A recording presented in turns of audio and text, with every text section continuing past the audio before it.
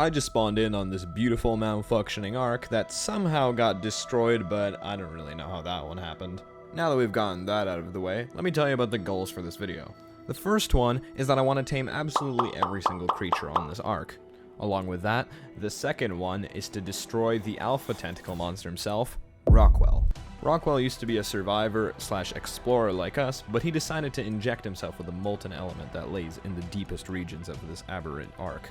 Not only are there no flyers on this map, the sun will burn you to death on the surface, and if you don't have a light pet when you go into certain areas, mutated spider monkeys and things that look like they came out of the Alien franchise are going to come out of the ground. You're really quite annoying. Any pain you visit on me will come back to you 100-fold. Either way, I'm afraid you won't be surviving this.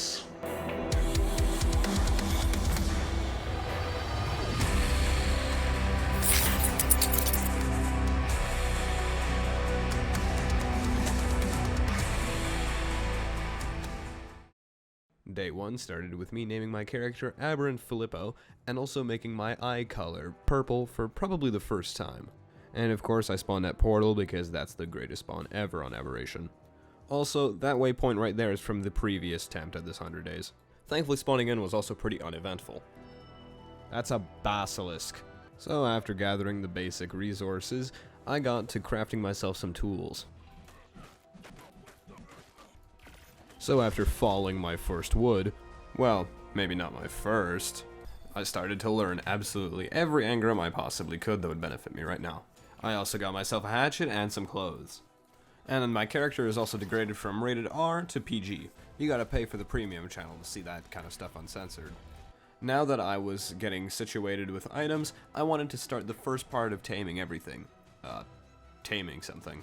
But that was gonna have to wait because day 1 was already coming to a close. Transitioning into day 2, I found a moss chops that wanted tinto berries. So in other words, I found my first tame. Gimme. Oh my god. You know that tame counter that you just saw?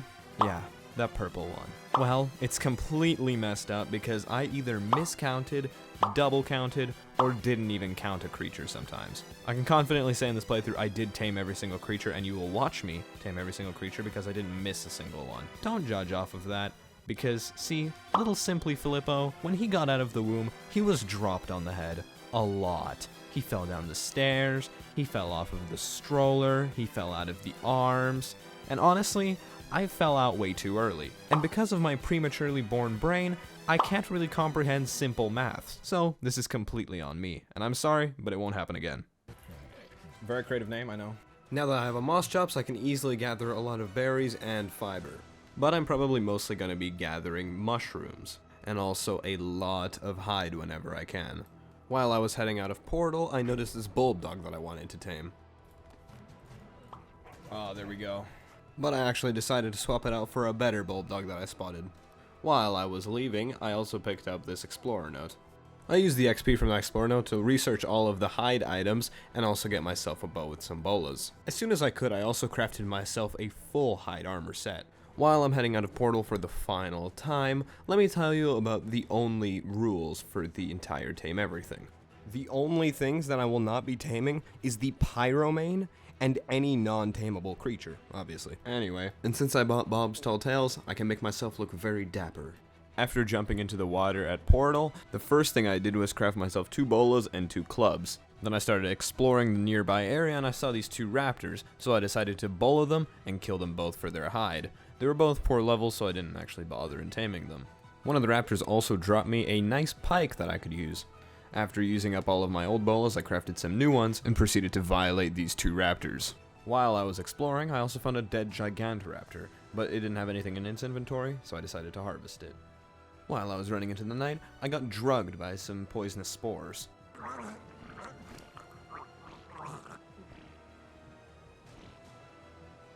I also did get jumped by some raptors, but thankfully that wasn't too big of an issue. I did try and tame one of them since one of them was level 120, and this got my moss chops relatively low. But like all of my hopes and dreams, the raptor ran away never to be seen again because my moss chops is a slow little bit. And that's pretty much everything that happened on day 2. On day 3, I decided to go for some all fun for the family exploring. But this is where I would meet the ravenous creature known as the Yiling. Oh shit. Why are there so many? What? What was that? Oh my god, they're the definition of annoying. These guys are worse than Microraptors. I'm being so serious. There's more.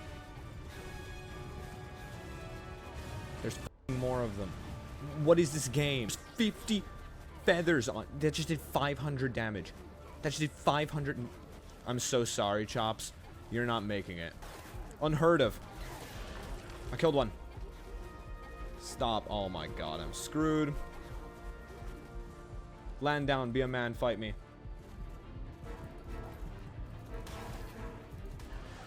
Oh my god. How am I gonna tame that thing? After healing up my moss chaps to just above half HP, I found this explorer note. I also got jumped by some ravagers, but thankfully I can take them out with ease with my moss chops. I also tried to tame one of them, but that didn't really work out in my favor. Okay, this is what we're gonna do. We're gonna tank. We can't tank. Oh, okay, bye-bye, Chops. Bye-bye, Chops. Bye-bye, Chops.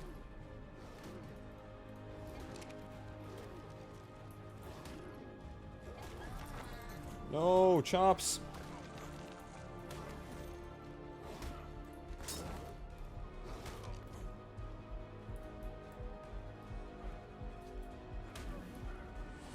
But despite the fact that the Ravager started running away from Topor, I was too slow to chase after it, and I was also too low. Thankfully, I was able to find this level 15 Iguanodon that would do much better than a Ravager this early game. And it would be a very easy tame because it's only level 15, but however, it can hit pretty hard. I did have to back up though since this dire bear was kind of camping my Iguanodon. But after the dire bear left the vicinity, I bolted my Iguanodon once again and I started clubbing it. Lovely. This will hopefully be tame number 3. I made my Iguanodon a saddle, and then I waited for it to tame. Oh my god. Tame number 3. Now that I've actually saddled up my Iguanodon, transport has never been faster. While I was running around on my new tame, I found this blue drop with some oil and metal in it. While I was researching some thatch stuff, I got jumped by these ravagers, and they bled my Iguanodon down so much that it couldn't even move. But then the best thing happened. My game crashed. And this is incredible for me, because now it didn't save my death and I still have my Iguanodon. On day 4, this happened. Oh my god, maybe it was meant to be. Oh, well, I'm dead. I somehow managed to walk it off, and then I bullied the scorpion in an attempt to tame it. But no matter how many slingshots I put into it, it was never enough. But of course I didn't record it, and I died to the scorpion. While I was trying to make it back to my stuff, some piranhas actually nibbled on my nutsack until there was nothing left. Now I'm running through a mushroom forest with nothing but my underwear and a lot of blood on me. This probably isn't the first time this has happened to me. Thankfully I was able to retrieve my bag. So the only thing that I need to worry about now is this massive spider crab that looks like it came out of the Kong franchise chasing me. And after I made it away from Mr. Crab's distant cousin, this Ravager thought I was a tasty little snack. Last time someone told me that, it was a compliment. After finding my stuff again, the Ravager was still camping me, but thankfully I had a bola on me. Unfortunately, I did not have another bola. This time, I decided to spawn somewhere more familiar, such as Portal. This would also help me get back on my feet with more easy-to-get tames. I also found another Iguanodon, and this one was a level 70. But after punching some more trees, again, I started to kill creatures for their hide. While I was chasing the Parasaur down, it just magically fell over and died. I guess we appreciate free hide around here. After I got myself more bolas and slingshots, I started to tame this Iguanodon.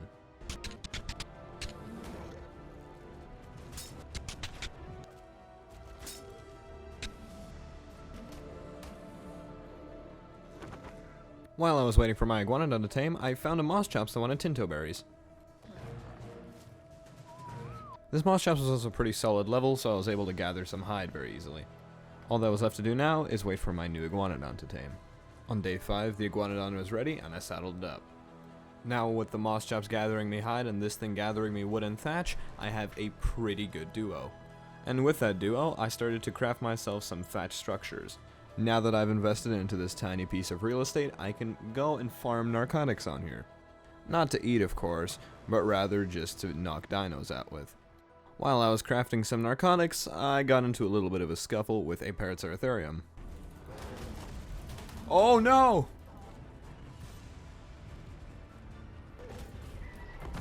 Damn you. After recrafting my mortar and pestle, I started to get myself my armor back. I also crafted myself some skins, and I look pretty good right now.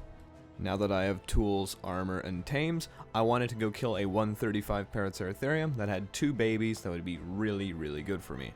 I started out by dealing some good damage on my moss chops, but unfortunately the recoil I was receiving from the other Paracer was too insane. Unfortunately, the Paracer did really good damage as well as me, so it killed my moss chops. So now I have to kill this thing with a bow and arrow. Now I can claim the babies. After not letting my moss chops go to waste, I picked up my 2 new babies. I also started learning absolutely every single engram that I've unlocked up until this point. Now begins the slow trek down to where I want to build my base, because Paracers are very, very slow. And that just about summarizes day 5. On day 6, I finally got my Paraceratheriums to the bridge where I jumped off. But I landed in the water, so it's all good. Now that I've brought my Paraceratheriums over to the island, I can start building here. This isn't going to be my permanent base location, but I just want to get on my feet here. While I was running around on my Iguanodon, I saw this baby Ravager, but it, for some reason, wouldn't let me claim it. I guess its parents were still alive, but that doesn't explain why I was so far away from them. Also, this is probably a good time to mention that I'm playing with the No Pyro Main mod, and this is for the simple reason of fuck the Pyro Main. But anyway, while I was farming, I got jumped by some raptors, but one of them had a level 147 baby. Oh, I killed the f***ing raptor! So now I just had to go back to base with a very empty heart, but an even emptier tame list. But on the way back to base, I found this level 50 Carno with a baby, so I was able to claim that and bring it into my arsenal. Now I just have to bring it back to base and hopefully not let it die. Just as I said that, though, my aberrant iguanodon was killed by a dire bear, and I had to whistle my Carno away. But I did find this raptor that I could claim on the ground, which was actually kind of cool. I also met this Ravager when I was running across, and I did not appreciate it very much. But it also thought the same of me, so I decided to bola it and then trank it into the ground. This, in fact, did not work in my favor. As then the Ravager broke out of the bola, my Carnotaurus died, and then my raptor shortly followed. I was able to bola the Ravager again and keep pummeling it with tranks, but unfortunately, I had ran out. In a desperate attempt to knock it out, I started pummeling it with stones from my slingshot. But unfortunately, I was now going to join my Carno and raptor. But I guess we just have to try and get my stuff back.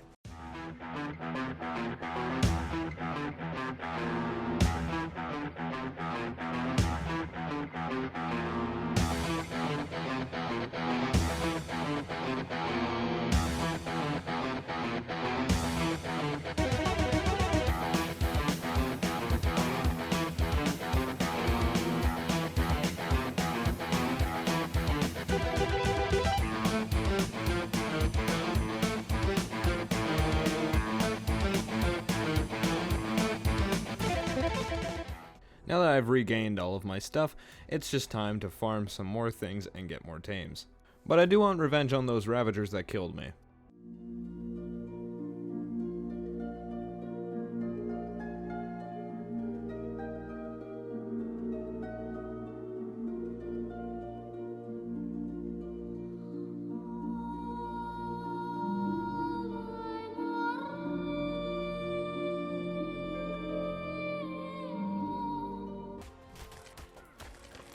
Well, now we know that my Paracers can destroy anything on command.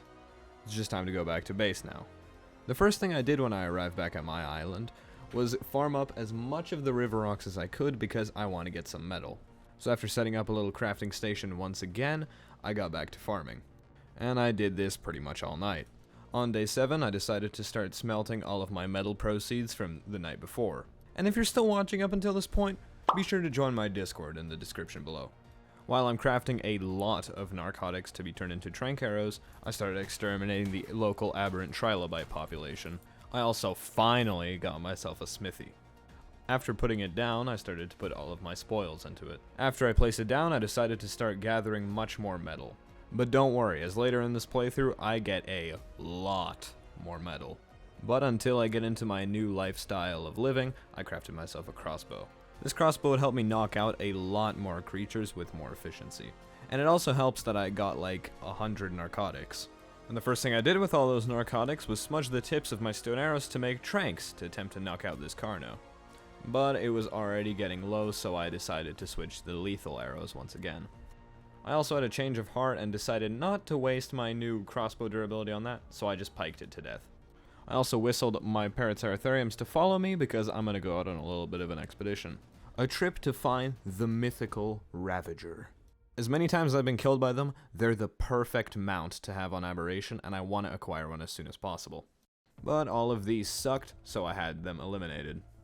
At least I thought I had them eliminated because they started breaking out of the bolas and killing me. And just like that, we have to find my stuff again. Upon finding my bag and my Paracer, I whistled onto the Ravagers to have them killed for real this time. Hopefully day 8 will bring more in terms of finding Ravagers. Day 8 started with me having to fish my Paracer out of a ravine it got stuck in. But thankfully it didn't have brainworms and it just followed me. But then the creature from hell itself, the Yiling, decided to start attacking me. I can very confidently say that there were at least 150 Yiling encounters in this playthrough, and I'm not even exaggerating that. While I do think that Yilings are pretty cool and early game tame, they are such a pain in the ass to deal with and also tame.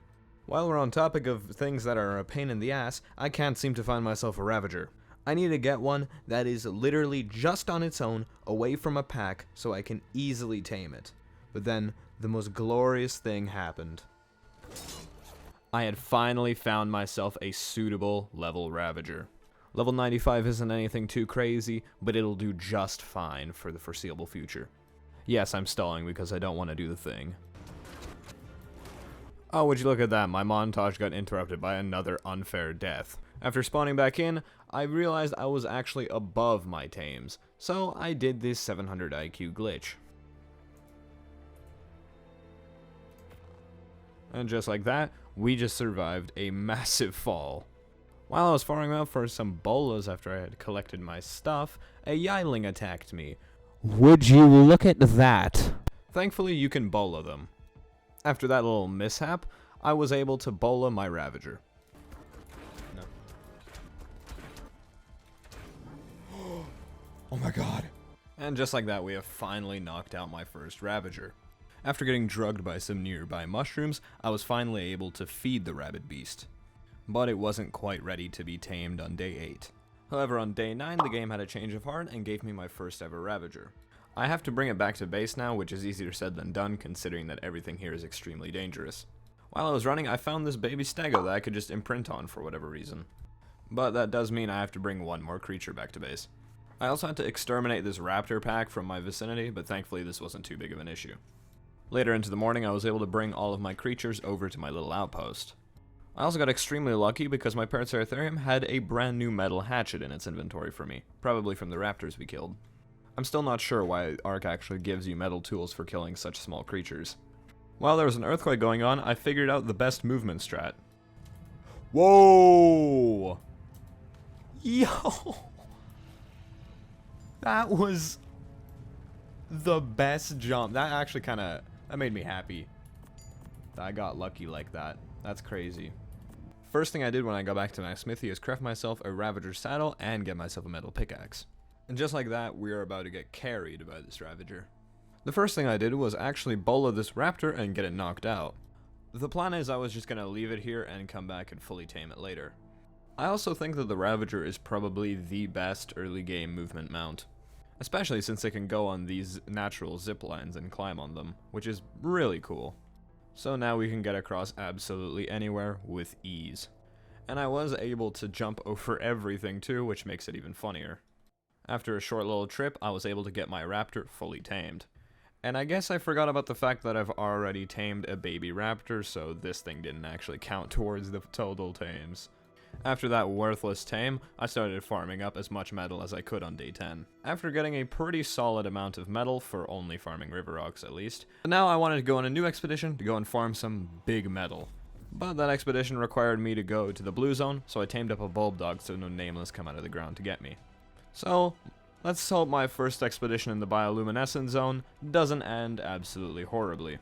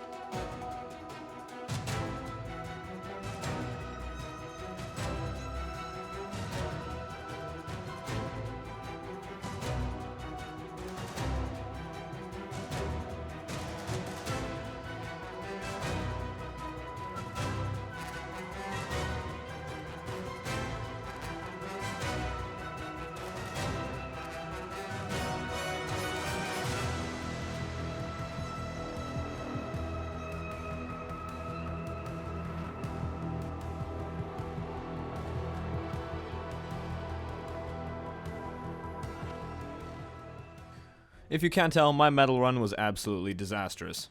I wasn't able to retrieve my stuff on the first run back, but I cared more about my Ravager than my stuff for now. But I did want to get my stuff back today, so I had to go and heal up my Ravager. But a plus side from that expedition is that I got 360 raw metal ore that I could smelt into 180 metal ingots.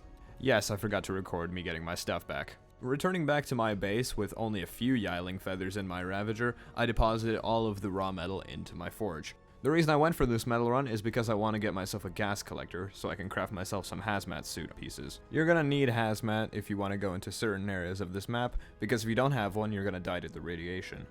I also found my other Paraceratherium that I left behind had killed a 150 Carcanos, which is kind of impressive.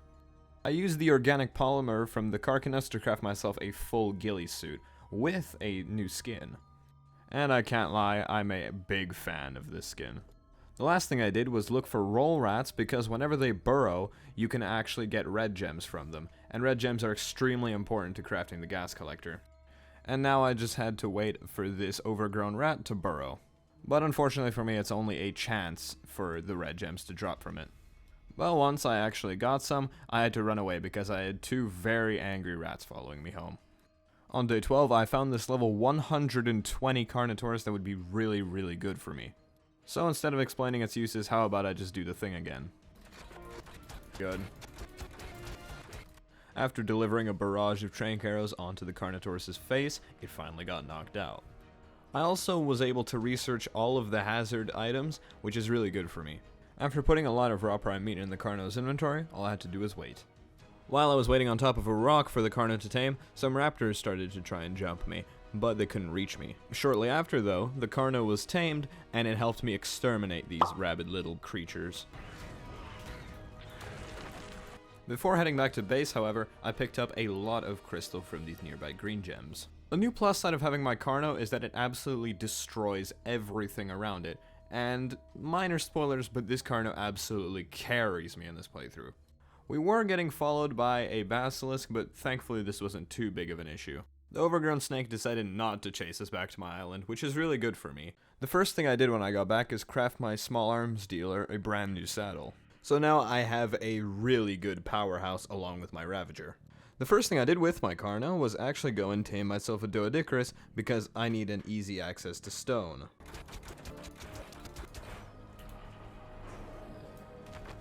And that's just about it for day 12. On day 13, I exterminated this trike's existence and I stole its child. That never fails to sound absolutely awful. And shortly after, I secured my Doedicarus. This guy would give me virtually infinite stone. And after testing him out a little bit, my theory was proven correct. I used all of the stone that I gathered with my Doed to craft myself some cementing paste for the gas collector. And just like that, we have finally crafted it. After getting it placed down, I just kind of admired how it looked because it got a massive TLC since Ark Survival Evolved. And since my last bulb dog got eaten alive by Yilings and Ravagers, I tamed a new one. Ignoring the fact that I literally just left that bulb dog up there, I marked a new possible base location on my map. And I decided to move there instantly as soon as possible, so I transferred all of my items and started throwing them into my random ass tames. After picking up my entire base, I whistled follow on all of my creatures and had them move to my new base. I did get into a big fight with this one dire bear that almost killed my raptor and my trike, but we somehow managed to kill it. And don't worry, I didn't leave my gas collector behind. Unfortunately for me, however, to get to my base I had to move through a prominent Yiling spawn, and I genuinely hate these ravenous little creatures. But thankfully, my creatures could take them out even faster. Upon arriving at my new base location, I placed down my gas collector and got all of my creatures into one big pile. And I wasted absolutely no time getting a new little base of operations down, except this would soon evolve into a ginormous base. After sifting through all of my random materials into my smithy, I started by gathering a lot of resources for a massive stone base. I do have big plans for this base, and this is absolutely going to be one of my most resource-rich ones. But until then, you're just going to have to sit here and wait for it. And speaking of waiting for it, do you guys think we're going to get Ark 2 this year, or no? Because I don't think we are. Yes, I'm stalling because you just watched 2 days of building in a matter of 10 seconds. On day 18, my base's architecture was fully completed, and all I had to do now was add my steampunk skins. After adding my skins, I decided to go out on another expedition on my Ravager since I was so bored of building. And that expedition was to go gather a bunch of blue gems for my hazard suit. After gathering a good little amount, I got jumped by this Sarco. Also, did you know that there's Gigantoraptors on this map now? Because they weren't on here on Evolved. But I'm not gonna go as crazy with them as I did on the center. I also tamed up this other bulb dog because I felt like it. And also this one kind of carries me. Actually, it might be this one, it might be another one, I don't know, I had a lot of bulb dogs on this one. After returning back to my base with a big haul of blue gems, I'm now one step closer to crafting myself a hazard suit. But first I had to make myself a fabricator, and as you can tell, I did. The only things that are left to make the hazard suit now are gas balls and crystal. And after repairing both of my tools, that's pretty much everything that happened for the day. On day 19, when I was in the blue zone, I found this little Cosmo. And I can definitely tame this thing very easily considering it's only level 20. And while I was gathering some blue gems, it wanted me to tame it. So after I fed it once, I continued to farm until it wanted more chitin. And after waiting for a little bit, I was able to get this Cosmo fully tamed. I also decided to leave my bulb dog and take the Cosmo back home with me because I can't really find a Cosmo unless I'm in the blue zone, and I don't plan to go on there for a little bit. I will be going soon though. Well yeah, tough luck buddy. Now it's just time to go gather the polymer for my hazmat suit as that's the only thing I'm missing. But before I did that, I wanted to play around with Cosmo a little bit at base. Look at him. After depositing all of my gems and crystal into my fabricator, I just needed to pick up some gas balls. Thankfully for me, however, my gas collector has been producing a lot of congealed balls for me. And I guess I didn't actually need that polymer. But after a long and painful wait, I have finally crafted myself the hazmat suit. But unfortunately for me, I ran out of a little bit of resources and I can't finish crafting the gloves, so now I need to go and do another crystal run. But thankfully, I was able to take out my Carno to go to some nearby crystal locations. I'm not sure why I didn't go there in the first place. But after gathering a solid little bit of crystal, I have finally finished the full hazmat suit. But the other thing that I really need right now is a Karkinos, because these guys are really good for farming metal with other creatures. But after only a short little expedition, I found this 140 with a baby. But unfortunately, after a very thorough search, the baby didn't even exist here. And even though I didn't want to accept that fact, I still had to. On day 20, I was able to find a Karkinos with an actual baby, and it was a level 10. That isn't any good, but it'll do for now, and I can probably level it up to have a lot of weight. But before I did that, I claimed some more red gems from this poor little roll rat. Unfortunately, I also had to end this innocent Karkinos' life because I just so happened to have wanted its child. I am a psychopath. And just like that, I have claimed this really weird looking spider crab that is going to give me nightmares. Now we just need to bring it home. I was also jumped by this basilisk, but you know, I get jumped by everything. I'm pretty sure I've said that sentence a lot already. But thankfully my Carno was able to kill it. I also found this absolute beauty of a Ravager that is a level 135. It was just running around and I was able to claim it. So that is an absolutely excellent way to end off day 20. But unfortunately, it was not an excellent way to start off day 21 when my Ravager was brutally murdered by piranhas in the river while it was crossing. So that got me a little bit upsettio spaghettio. But unfortunately for me, my Karkinos really has brainworms and it cannot move in a straight line, which makes me a little angry. I also found this level 145 stego with a few babies, so I decided to kill it and take them. And even though I already have a stego, this could still be a really worthy upgrade. Unfortunately, I wasn't able to get the stego in Imprint, but that's fine because I was able to get the Karkinos one. But thankfully, I was able to return back to base with both of my new tames. I also found out this funny little glitch with the Cosmo because you can equip armor onto it to make it last longer, I guess. And whenever you put a hat on it, it just kind of sits on it, but that's not intended. And the next thing I want to craft is a Karkinos saddle, because now if I can get one of those, I can use my new crab to get me a lot of metal. So after getting the basic resources that I needed for the saddle, I got it crafted. And just like that, I have this incredibly good crab for farming. After repairing my crossbow, I went back for my bulldog that I left in the blue zone. While I was here, I also decided that I might as well try and see if I can get myself an Anki, because I need to get one of them for the metal farming. And after a not so long search, I was able to get one. Oh, lovely. While gathering up some primey, I got jumped by every single creature in the blue zone because, of course, everything jumps me in Aberration. I also learnt the robot and a bunch of gene storage stuff. After gathering up some mayo berries and feeding it to my brand new Anki, I just had to wait for it to be tamed. Sometime into day 22, it was ready to go. And lucky for me, my crab can carry 2 creatures at a time, so this is gonna work out very well for me. And I also went on a little bit of a metal run, because even though this Anki doesn't have a saddle, it just kind of swings off of the back of the crab. More like the claw of the crab, but whatever, same thing. After watching it gather for a little bit, it didn't want to swing anymore, so I returned back to base. Unfortunately for me, I suck at using the Karkinos because I can't figure anything out with it. Maybe I'll get something done on day 23. The next day I started smelting all of my metal into my forge. It wasn't exactly a lot, but it was just enough to keep me okay for now. I decided to also finally wear my hazmat suit for the first time, as I've been chilling in my ghillie. I think I forgot to mention this part, but I've been growing plant species Z seeds here. I may or may not have mentioned that, I don't know, I don't remember at this point. After crafting up some wooden shields, I started to look for my first ever Yiling because I wanted to try and tame one. But I stupidly didn't use a trap until like day 70 something, so this entire attempt was in vain, but of course I'm going to show it. The entire taming process just involves you throwing plant species Z fruits at it when it's diving at you, but this is literally impossible without a trap. And unfortunately for me, this Yiling absolutely annihilated me and forced me to have to retreat. I despise Yilings in this playthrough as they attack me virtually every single day and I'm forced to defend my base from them. Unfortunately, I didn't really get to experience the Yiling much as a tame this entire challenge, but it's probably a really good creature. I also finally got around to placing a bed in my base because that's the last step I need to make this place really feel like a home. I also decided to craft myself flak armor because I guess I thought that would protect me more from the Yilings, but I was so wrong. I also decided to eat some respawn candy known as organic polymer so I can respawn back on my bed. Take 2 at taming the Yiling, and it went probably even worse than before. Why is it like a battle royale right now, dude? Okay, everyone. Nope, no, neutral.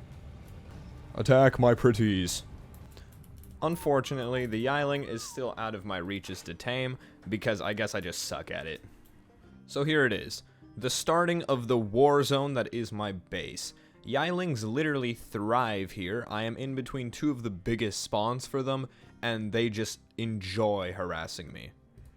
Unfortunately, I still try to tame this thing because I guess I just believe in things, but it was never meant to be. So I decided to finally retreat. So that's how I decided to leave all of my creatures on neutral most of the time to destroy these rabid beasts. On day 24, I took my Ravager out for a little bit of a run. And on that run, I discovered that 140 Karkinos with a baby actually has one this time. So after exterminating some nearby raptors, I took my hand to trying to tame this thing. I probably won't be using my Ravager to kill this thing, and my crossbow isn't also exactly effective. I guess I also forgot that Karkinos can pick you up off of your mount if you're close to water. And unfortunately, if I actually started shooting at this thing the second it picked me up, I probably would have been able to kill it, but unfortunately I didn't do that. Come on. After respawning, I took my Carno out to go and grab my stuff. I made the unfortunate discovery upon arriving that my Ravager and Cosmo not only killed the parent, but they also killed the baby, so there's actually no point in whatever I just did. But that's okay, because I'm still gonna probably get another Karkinos upgrade. I also decided to just start exterminating all of them around me, because why not? I also need to kill basilisks around my area, and this one actually really jump scared me. Did I jump scare you? Yeah, I bet I did. You coward. You make me sick. Your weakness is pathetic. You know, despite the fact that the tributes on here are absolutely a pain in the testicles to gather, at least it's not what I had to deal with on the center. Sorry, it seems as though Moist Critical may or may not have actually hijacked my voiceovers. Hopefully he won't do it again tomorrow. Thankfully, Penguin Zero has now left my basement and I can continue to do voiceovers.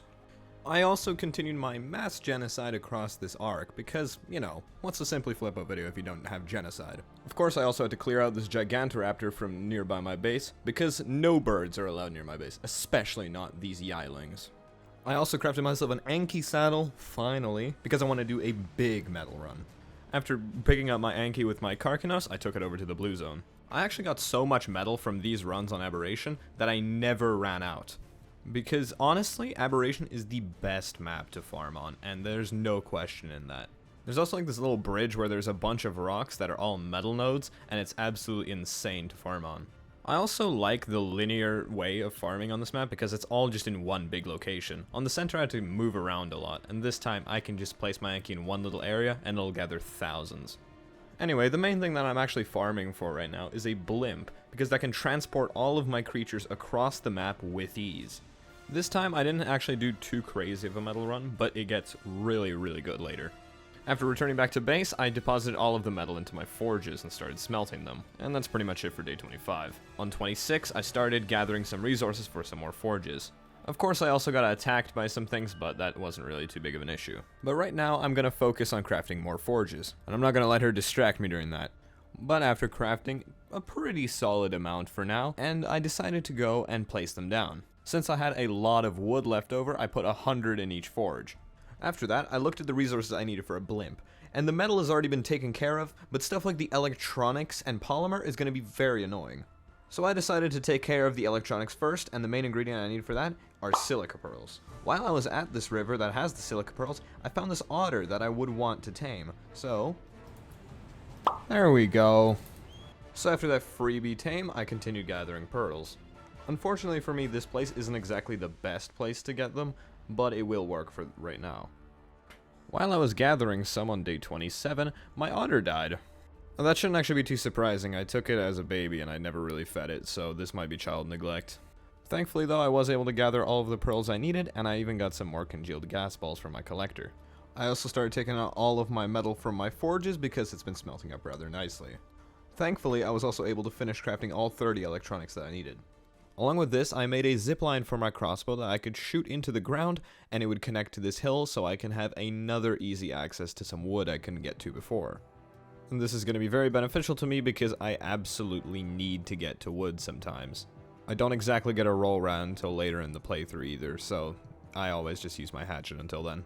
While farming some more wood, this basilisk got me a little scared. What? Oh no. Oh no. Oh no. After getting away from that, I looked into the brand new red zone, which I guess hadn't loaded in here. After putting all of the wood into my fabricator, I was just missing the fiber and metal. Fiber is easy enough, and the polymer is extremely free because I only need to kill like one Karkinos for all of that. Thankfully, my forges had smelted just enough metal for me to craft the blimp. I also decided to go and grab all of the fiber that I needed to craft this thing, because with a sickle it is insanely easy. Like I said before, the only thing I'm missing now is one Karkinos kill. And I decided to take out my Carno to do this, because this is absolutely my strongest creature as of right now. Like, just look at that melee.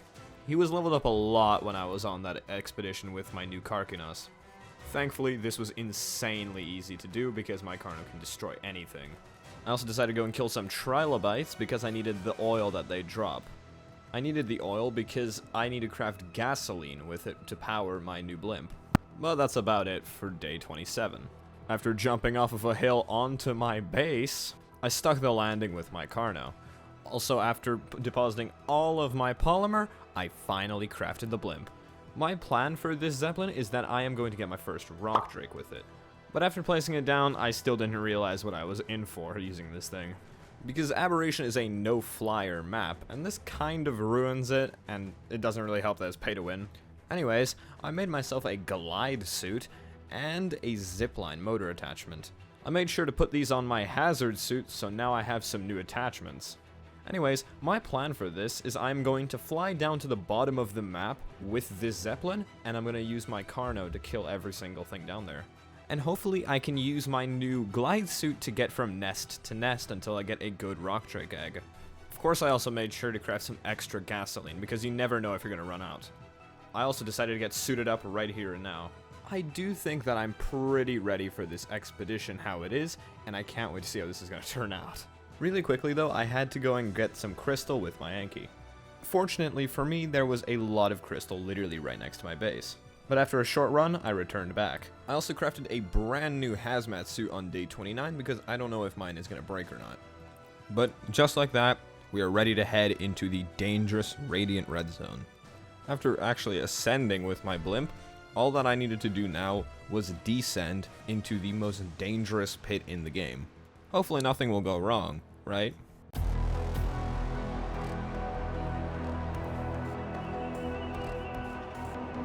But somewhat into this journey, my blimp started taking radiation damage, so I had to back out.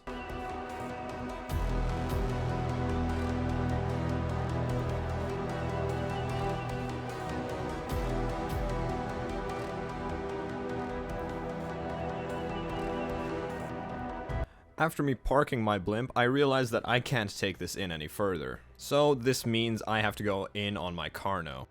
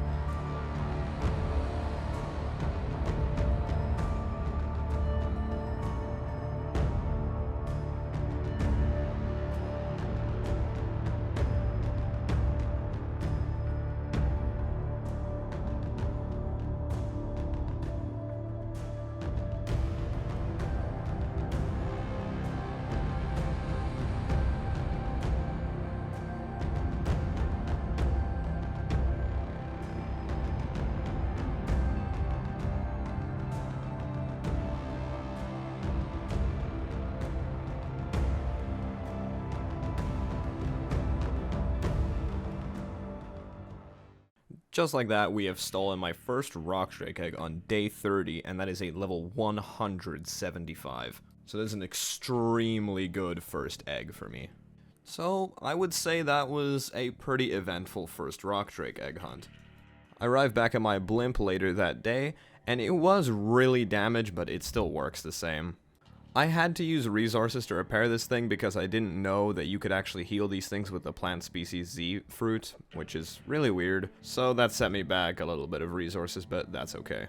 This blimp is still going to be really useful for me, but I genuinely thought it wasn't going to take radiation damage for whatever reason. But anyways, I arrived back at base. Now, the thing about these eggs for rockdrakes is that they're going to take a lot of air conditioners to actually fully hatch. But I'm not going to waste all of those resources to craft a ton of air conditioners, rather I'm going to go tame a lot of Dimetrodons.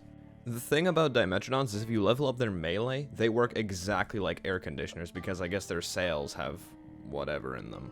But despite that weird fact, I'm going to use that to my advantage. But until then, I'm going to keep killing trilobites. And I never figured out about the oil nodes on the surface. So that's kind of hopeless for me, but that's pretty much it for day 30. Day 31 started with a home invader. Oh, he's in my house! He's invading my personal space!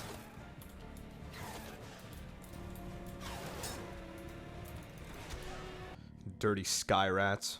I decided to go and take all of the resources that I have right now and repair my blimp. After repairing it, I took my Ravager back into my base. After doing that, I finally added a door. Don't ask me how I put down a door after getting rockdrake eggs. Now that I've done this, it's finally time for me to head into the blue zone and start taming some more creatures, namely the Dimetrodons though.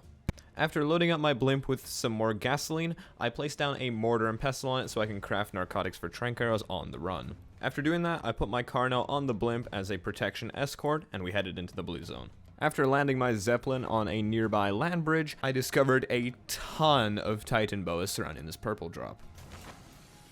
Jesus, there's an alarming amount of snakes. Oh my god. I don't think I've ever seen more snakes in one place in Aberration. But the glorious loot that I got from this, I would fight a trillion snakes for.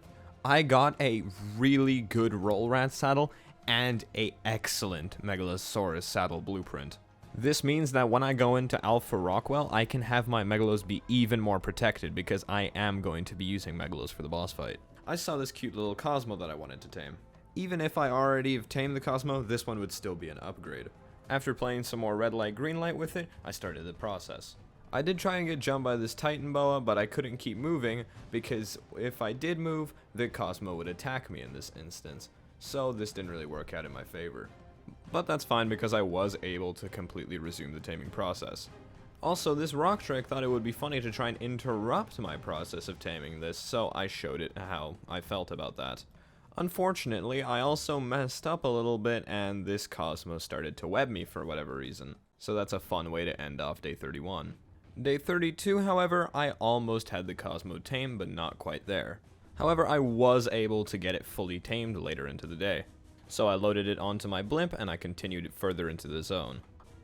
Really quickly, this is probably a good time to mention it, but I missed 2 tames in this challenge. Those being the Dimorphodon and the Trilobite.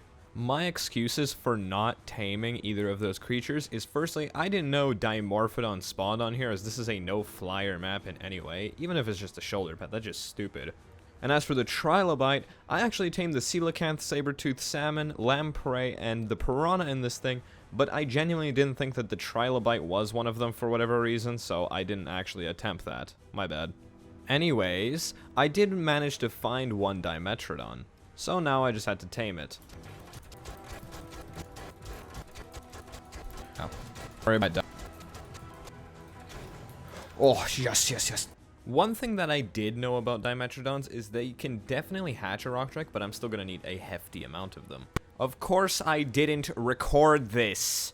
I tamed 2 Dimetrodons, one of them being the level 80 that you just watched me knock out, and the other one being a awful level 10.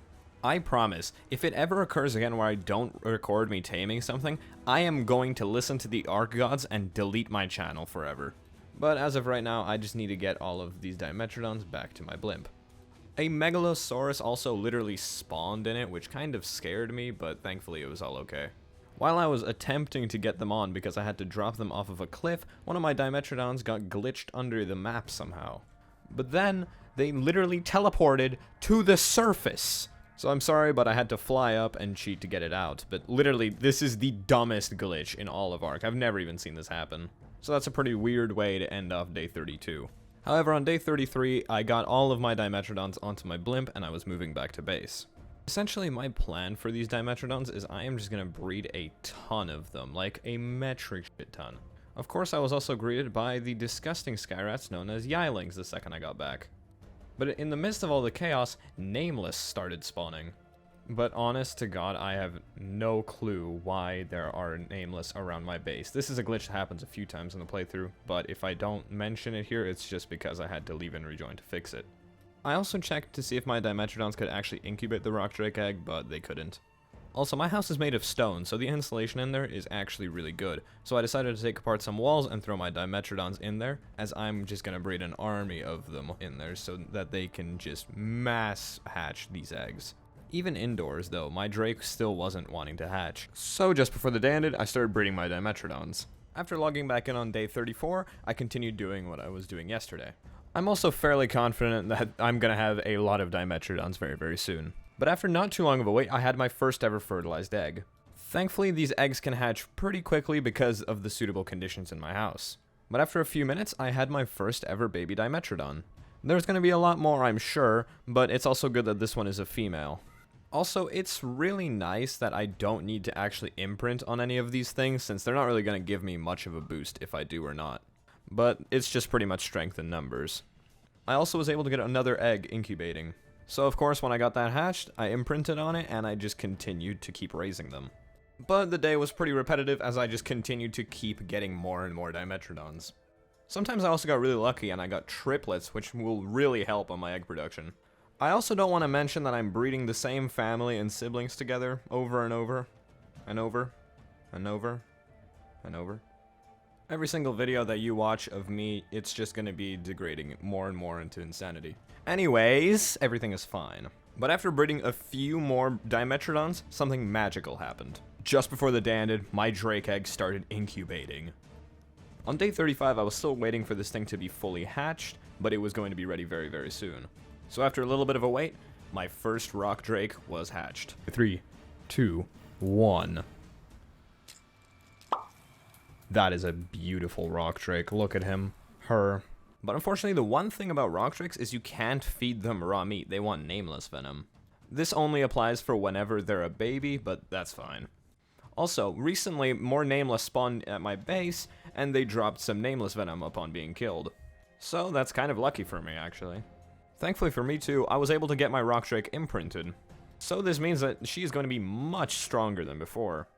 Also, her stats are really, really good with 10,000 health and 1100 stamina. Later into this challenge, I'm absolutely going to get accustomed with the very, very broken imprint scaling here. While I was out to get some red gems from a roll rat, I found this. A sheep with a baby.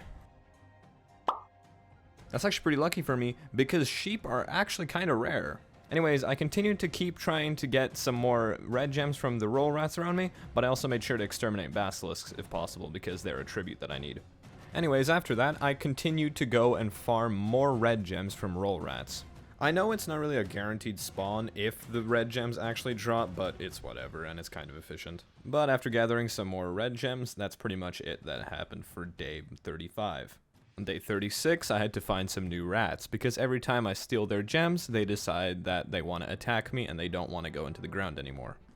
Also, I found this purple drop here that had some awful loot. But after claiming that drop, I found this other new roll rat that would be my main source of red gems for now. But after waiting for it to actually drop some gems, I returned back to base with everything I needed. Also, my rock drake was fully grown now, which is absolutely amazing for me. But the reason that I actually needed all of these red gems is so that I could craft myself the rock drake saddle. I'm not even joking when I say that I already had 29 red gems before I headed out, and I needed 85 in total to be able to craft the saddle. And I had 86 after this. So after crafting what I needed, I saddled up my new drake. I also made sure to put the new steampunk skin on the saddle, and I think I look like the drake from the cover art. Anyway, a plus of my base being right here, aside from the Yilings, there's this healing plant right here that really boosts the health regeneration of all of my creatures if they're in the vicinity. But even if my rock drake can do some good damage, that's not what it's for. This thing is gonna help me get across the map with such ease. The only thing that's gonna part us is literally gonna be death. You're gonna be seeing me use this creature every day. But anyway, after gathering up some raw meat, I went back to the heal plant. And I just kind of stayed there until my health was completely full. I also decided to only heal the Drake up to 8,000 health instead of the 10,000 possible because I'm not really going to be doing anything too crazy in this second. But I do have some pretty big plans for tomorrow, so I made up a new crossbow, just in case. This is essentially just going to be a little bit of a taming spree if possible. But that's about it for day 36. On day 37, it was finally time for me to head into the red zone completely and explore this map like never before. So, let's go.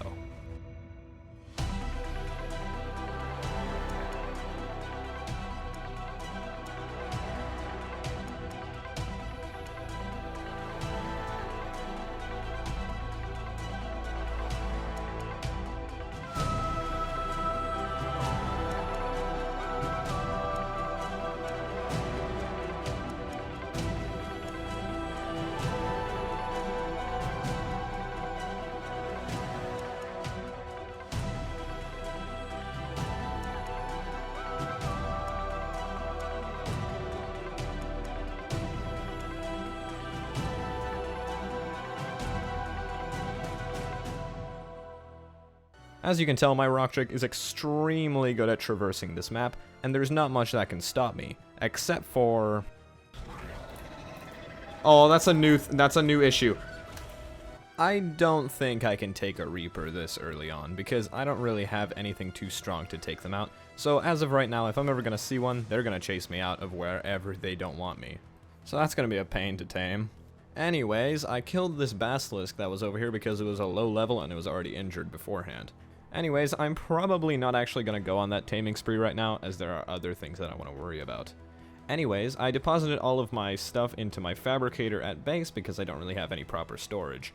Also, I found out just how effective my rock drake is at dealing with the Yilings. Since it's now day 37, I decided it's probably time for me to finally do this. But I decided that I'm going to leave the caves of Aberration and I'm going to go to the surface. I went to my nearest entrance to the surface and I decided to just wait there. Anyways, allow me to explain how the day-night cycle works on Aberration. Every 3 days, there is a brand new day event. Such as, normally you have 50-50 days, where they're just standard Ark days. Sometimes there's also going to be 90% night and 10% day, so day goes by much faster, and night is way slower. So it's also vice versa for that for 90% day and 10% night. Thanks to these day events, this is why everyone got their Aberration 100 days out so early. Anyways, the reason that I actually would want to go to the surface is because this is the only place where drops actually spawn on Aberration. Like the actual surface crates, they're really good for loot on here. But the only actual time where you can go to the surface is during nighttime, so I still have to wait. But that's why it's perfect to go during 90% nights, because the nights go by way slower and you have more time to loot the drops. But anyways, after it turned nighttime, I decided to just go right up and not waste any time. However, the one thing that the surface also has is a lot of Reapers.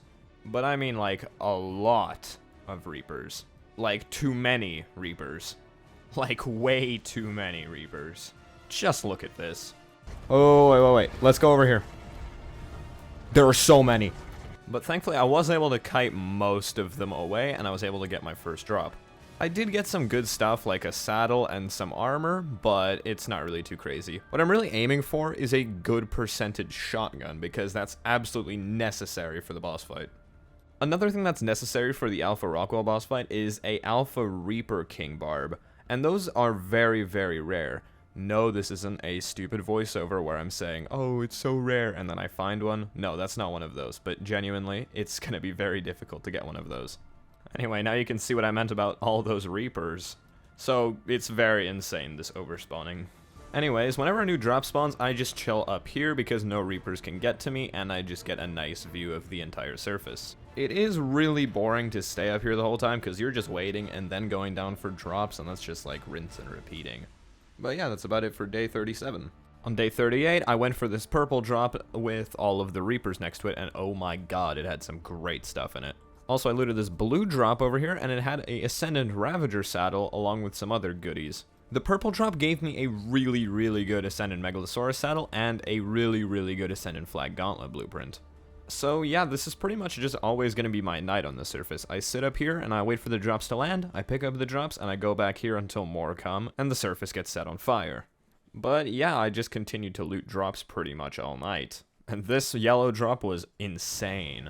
Only really insane for the Baryonyx saddle because that's going to be very important later on. I guess I also got this handgun, but that's not really going to be too crazy. But it might be kind of helpful in Rockwell.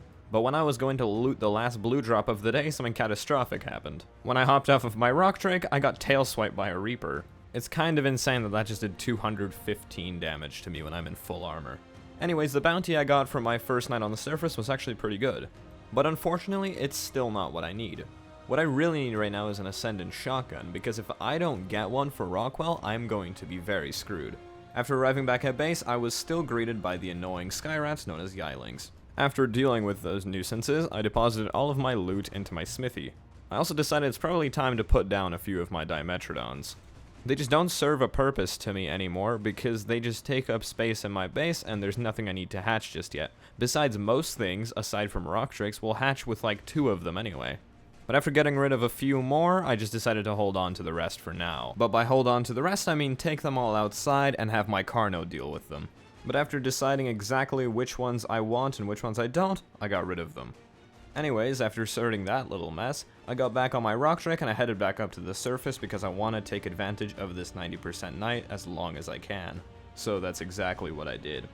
But of course I still had to wait on top of my little ledge until drops started coming down.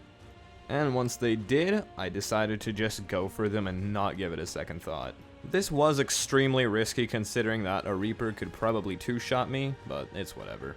Anyways, after looting this last blue drop, that's pretty much it that happened for day 38. On day 39, I was still taking the loot from these drops, but they were getting progressively better, I'm not gonna lie. Except for this yellow one, it was kind of worthless, but I guess I'll take a free riot shield. Also, I started to deal with the overspawning Reaper problem by doing... Oh my god. Do I need to say anything more? But yeah, that just about convinced me to leave the surface for now. Anyways, after sorting through all of my loot back at base, I decided to go back to the surface? I guess there was only one night left. Hello everybody, my name is Multiplier. I think next time I'm gonna go to the surface, I'm just gonna fully skip over everything that I did there and then just summarize the loot I got at the end of it. Also, for anyone that's confused why my rock drake feathers are up sometimes, because maybe you just don't play Ark, whenever there's a Reaper close to you, your rock drake feathers go up to signify that there's one nearby. I'm not gonna make a joke right now, I'm not gonna make a joke right now, I'm not gonna make it. Anyways, I got this really good shotgun and Ascendant crossbow from this drop, but it's not the type of shotgun that I want. This is more like the double barrel kind. I need the pump action. But this crossbow is still gonna be pretty useful to help me tame some things. Anyways, that's about it for day 39. On day 40, I got jump scared by like 5 Reapers from the same goddamn supply crate. Anyway, after a little bit of this, I was really bored of it, so I just decided to go and glide on home. After returning back to base, I still have absolutely no organization in here because I have no storage crates. Also, I decided that I finally want to get myself a roll rat, and the only thing that roll rats eat is honey, so I'm gonna go and tame myself a bee. So I went to the prominent bee spawn location of the map, and I just looked around for a hive. After looking around for a little bit, I noticed this hive that was just on this tree. Pretty much the way to tame a queen bee is that you need to just aggravate it and break its nest until it comes out, and then you just gotta feed it rare flowers. So that's exactly what I did. I continued to just keep berating the hive until it was destroyed. And no matter what method I tried, it was still being really annoying to destroy. And I didn't want to risk actually using my Ravager to get rid of it because I thought it would kill the queen bee. Anyway, I just said screw it and I completely destroyed the hive in one hit. But the queen bee did come out, so it's kind of worth it. Anyway, so I decided to just go up to it and feed it the rare flowers, but unfortunately it was being really weird. Also, all of the minion bees were just assaulting me for whatever reason. So I decided to try and put on the bug repellent that I got from the surface to see if it would help a little bit. And what do you know? I got one. Anyway, something really cool that you can do with the queen bees is you can just tap E on them and they turn into a hive that you can collect honey from. Don't ask me how that works, but, you know, you can just automate hives from... Listen, I don't know either, okay? Anyway, after I returned back to base, I put down my new hive. I also decided that I want to go on a new crystal run because I'm going to need to be repairing my hazmat suit a lot more, and it's also probably nice to have. Also, Aberration is like 99% crystals, so it's everywhere. Thankfully, it's kind of relaxing to actually gather all of this crystal since it's all so close to each other, and I can just listen to music or something while I'm doing this. But yeah, this is just what my day consisted of, smacking a bunch of crystal nodes. But yeah, I was able to repair all of my hazmat suit with all of the crystal I gathered today, and that's pretty much it. On day 41, I decided to go and finally tame myself a Megalosaurus. Luckily for me, I was able to find this level 135 with ease. So this should be a pretty solid start to my journey of breeding these things. And no, I'm not going to show me doing that thing again because I'm feeling really lazy in this second. But I'm just going to explore the nearby area while I wait for that thing to starve down. After waiting for my Megalosaurus to starve down a little bit, I got some prime meat gathered up for him, and then I fed it to him. Even though it was starved down, it wasn't quite ready to be tamed yet. I also found this sneaky little roll rat over here. I know it is because it's her and it's a 130, okay. I also predicted that this would happen, so I had some honey ready in my inventory along with the roll rat saddle. To be fair, I was going to tame the first one that I saw, and this one just so happened to be the first one. After feeding it the first honey, I realized I'm missing one in total, so I need to go back to my base and pray that I'm going to be able to get one. Anyway, after feeding it one more bit of honey, I decided to go back to base and pray that I'm going to get one more. After getting the one more honey, I just had to wait for the roll rat to burrow 2 more times. After rinsing and repeating the same taming strategy, it was almost ready. After I noticed this overgrown frog of the level of 60, I decided it's probably going to be really easy to knock out and tame. And what do you know? It was. Might as well tame that. Also, my Megalo was fully tamed in the background. But after some wait, the roll rat finally burrowed, and I had my first ever overgrown rat. I also found out just how fun these things are to use. Oh my god. Anyways, after arriving there, it was already day 42, and I think that the Megalo came out with some pretty solid stats. Also, my roll rat got picked up by a Karkinos, and my Megalo was fighting an Arthropleura, so this was definitely a little bit of a weird fight, but it was thankfully all resolved. I'm not gonna lie, I also forgot that I actually knocked out that frog, so I decided to tame that up right now. Nice, I scratch off 3 tames. I also decided I'm gonna come back for all of these tames, except for the frog, with my blimp, because that's probably just gonna be a better idea than having these guys follow me right now. Anyway, so I was able to get the Megalosaurus saddle back from my base, and I started heading back to the blue zone on my blimp. After that, I arrived back at my tames, and I saddled up my new Megalosaurus and put it on my blimp. After that, I put my roll rat on, but I decided to leave my frog behind since it's not really that important. After ditching that dead weight, I started heading back to base. I also started going the wrong way on accident. Upon arriving back, I took them off of my blimp, and now they can roam around my base. By roam around my base, I mean I'm gonna put them in one specific spot until I want to use them, and then they're just gonna sit there and look at the grass. I also farmed up a really good amount of wood with my new roll rat, so I was able to just take all of that inside my base with ease. So after splitting the new wood in my forges, I just called it that for the day. On day 43, I decided to head back down to the rock drake trench because I want some spare drake eggs. But it never gets old going down there.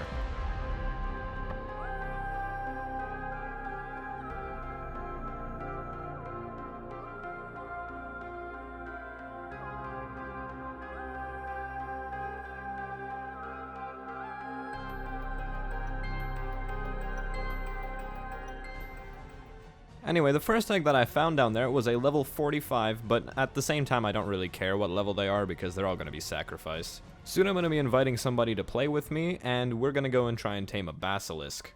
But while I was down here, I also found this aberrant megalania that I'm not going to be taming today. I also got some more eggs while I was down here because even though one can probably tame it, I might as well just get some more. And while I was collecting this egg, I got jumped by a few rock drakes that trapped me in the nest. So this was an absolutely awkward situation.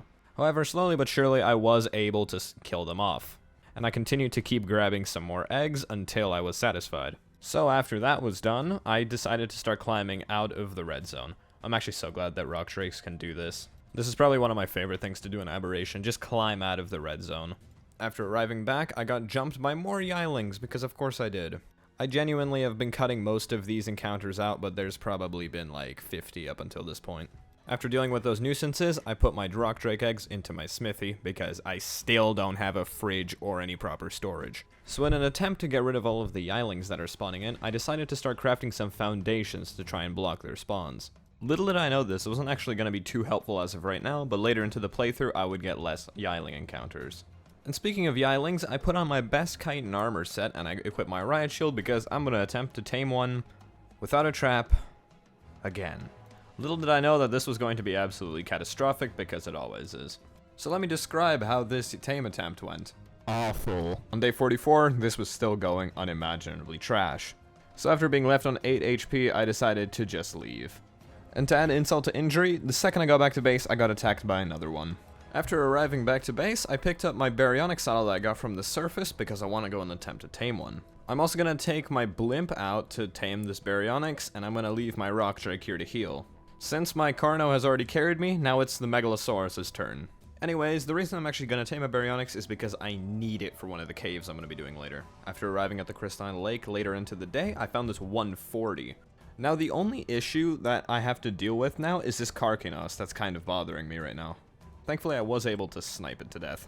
After dealing with that threat, I got my blimp parked and I used my Megalosaurus to clear out everything in the area, starting with this other rogue Carkinos. After getting the attention of the baryonyx that I wanted to tame, I let it out of the water and got it ready to be tamed. Luckily for me, I could shoot it from the safety of my blimp, so this worked out extremely well for me. It was a little bit annoying because whenever it ran away, I'd have to follow it very slowly with my blimp, but that's really just a minor inconvenience. But I decided that minor inconvenience was a little bit too annoying for me, so I decided to hop off of my blimp and deal with stuff on foot. I also decided to upgrade my Carknos right here and now because I found a level 55. I also noticed my baryonyx again, so I shot at it and somehow magically sniped it. However, when I was trying to hit the baryonyx again, this roll rat got in the way and kind of distracted me. But it's all fine because I was able to kill the rat and continue sniping at my new baryonyx. After relocating the baryonyx, because I lost it for a little bit, I finally knocked it out. While waiting for my baryonyx to starve down, I noticed an Alpha Carkinos. This is an essential tribute for Alpha Rockwell, so of course I had to kill it. I'm also fairly certain that while I was fighting this thing, its AI was completely destroyed because it just didn't want to fight me properly. But after some time, I was able to finally kill it. There we go. After claiming the tributes from the inventory of the Carkinos, I was greeted with some insane experience. After leveling myself up in melee as much as I could, my Megalo could deal out some insane damage. After gathering up some raw fish meat, I went over to my baryonyx and fed it. One thing that I really hate about taming baryonyx is that they only eat fish meat, and fish meats absolutely destroy its taming efficiency. Luckily enough for me, the baryonyx still came out with a pretty good level after being tamed. So after I started having it follow me back to my blimp, that's about it for day 45. On day 46, I left the baryonyx over by the cave entrance because I just want to have it be ready for me the second that I want to do the cave, which is probably a smart idea. After arriving back at base, I put my Megalo next to the healing plant, and I just kind of walked around my base. After that, I took out all of the metal that was fully smelted in my forges because it was sitting there for a while at this point. After I was done with that, I took my Carkinos out to the blue zone because I want to see if I can tame myself a Megalosaurus of the opposite gender, because I want to start breeding relatively soon. Also, I noticed this Parasaur over here that I just decided to one-shot knock out because I'm probably just going to tame it really quick. So after feeding it a few berries, it was ready for me shortly. There we go. I'm also not gonna lie, I probably neglected this Parasaur way more than I had to. I promise I'm just shooting healing bullets at it, and it just fell over because it was a little tired. Anyways, after arriving at the blue zone, I found this level 50 male Megalo that would be pretty perfect for me. I don't need anything too crazy, just something of the opposite gender so that I can get the good stats out of the first one. But after chasing it for a little bit, I finally got it knocked out. I promise I'll do the tranking montage next time. Also, my frog got eaten by an oversized millipede in the background. But that's all fine because I was able to feed my Megalo after that. But it wasn't quite enough to actually fully tame him. After some waiting though, it was fully mine. But it did tame at the end of the day, so I guess that's a minor inconvenience. I also decided to leave the Megalo there once again, and I went back for my blimp back at base. I also made sure to take my Carno with me as an escort to the Megalosaurus. So just like before, I started heading over. Upon arriving there, it was getting attacked by a rock drake, and it was getting very, very low. Thankfully, we were able to kill the rock drake without any further problems. So after that I was able to take my newly tamed megalo back to base safely. After arriving back, I was harassed by more Yilings, because of course I was. Anyways, after that little dilemma, I put my megalos right next to each other so they had the mate boost, and then I took my rock drake out to go to the surface once again. So after arriving at the surface, I just continued to farm drops all night until it was the end of the day. But on the night of day 47, the best thing I got was a really good Ascendant long neck rifle. On day 48, however, everything changed for the better. I finally got the pump action shotgun. But above all, it was a good pump action shotgun that I can probably use during the Rockwell fight. So that's the best way to possibly start off day 48. Yeah, I'm probably gonna need to craft a ton of shotgun bullets, but I think I have the remedy just for that later. Anyways, with the small amount of shotgun bullets I did have on me, I used to try and shoot these Yilings down. But that failed absolutely miserably. That's fine though, because I decided to go and do one of the biggest metal runs I would do in this challenge because I want to craft myself the Steam Forge. While I'm farming metal, allow me to explain what the Steam Forge is and what it does. It's essentially an industrial forge on crack. An industrial forge smelts metal to a 2-to-1 ratio. 2 raw metal equals 1 ingot, whereas for the Steam Forge, 3 raw metal equals 2 ingots. Not only that, it smelts everything so much faster, like you can probably smelt around 20,000 metal in 45 minutes. Anyways, that's pretty much all of the pros of the Steam Forge, also I guess it looks cooler. Anyway, after farming for the whole day, I think it was pretty successful.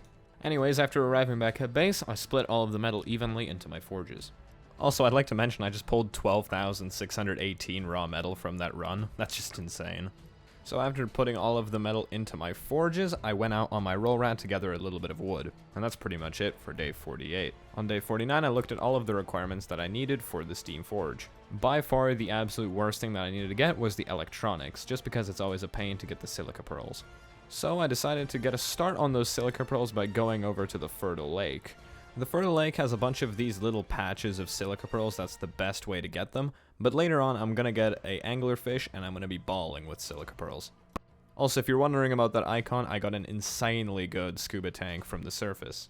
However, right now I can't really get too many silica pearls because I'm just farming by hand. So it's my #1 priority right now to stop farming by hand and get myself an anglerfish.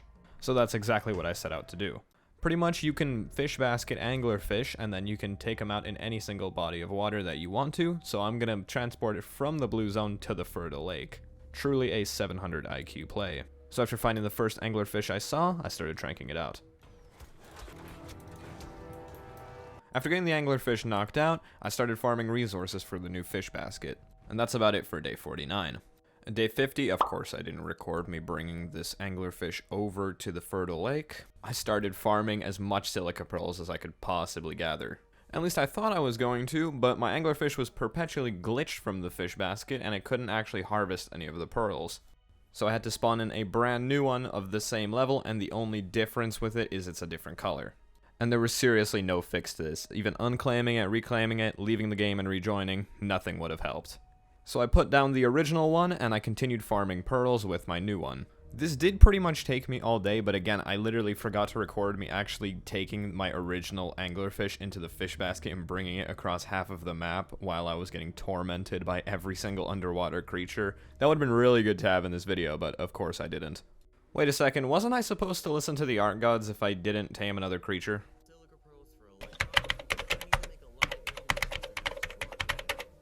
But gathering pearls was about as interesting as day 50 was going to get. On day 51, I brought back my entire silica pearl run back to my base. I also found out that my long neck rifle is very useful for taking out those Yilings. And I mean very useful. After dealing with those pests, I created so many electronics. And just like that, that means I am one step closer to making my Steam Forge. Also, I finally made some storage. So after putting it down, I designated one for saddles and blueprints and the other one for armor and weapons. After sorting through everything in my base, I killed this Karkinos because it had 2 babies, both of them being level 110. After claiming the children as my own, I took them back to my base because these guys are going to be a very worthy upgrade. After getting them back to base, I started crafting a bunch of cementing paste for my new Steam Forge. After getting that out of the way, I decided to farm the polymer by killing some Karkinos.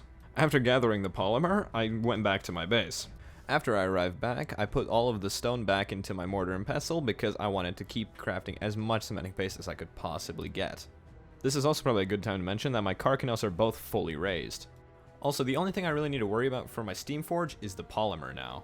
And the only way that you can actually power a Steamforge is with Element. An Element is usually only gained by killing bosses, but here in Aberration you can craft 3 for the price of a few gems, some gas balls, batteries, and some element ore. So after crafting myself all of the batteries that I needed, I went and deposited the rest of the materials into the charge station.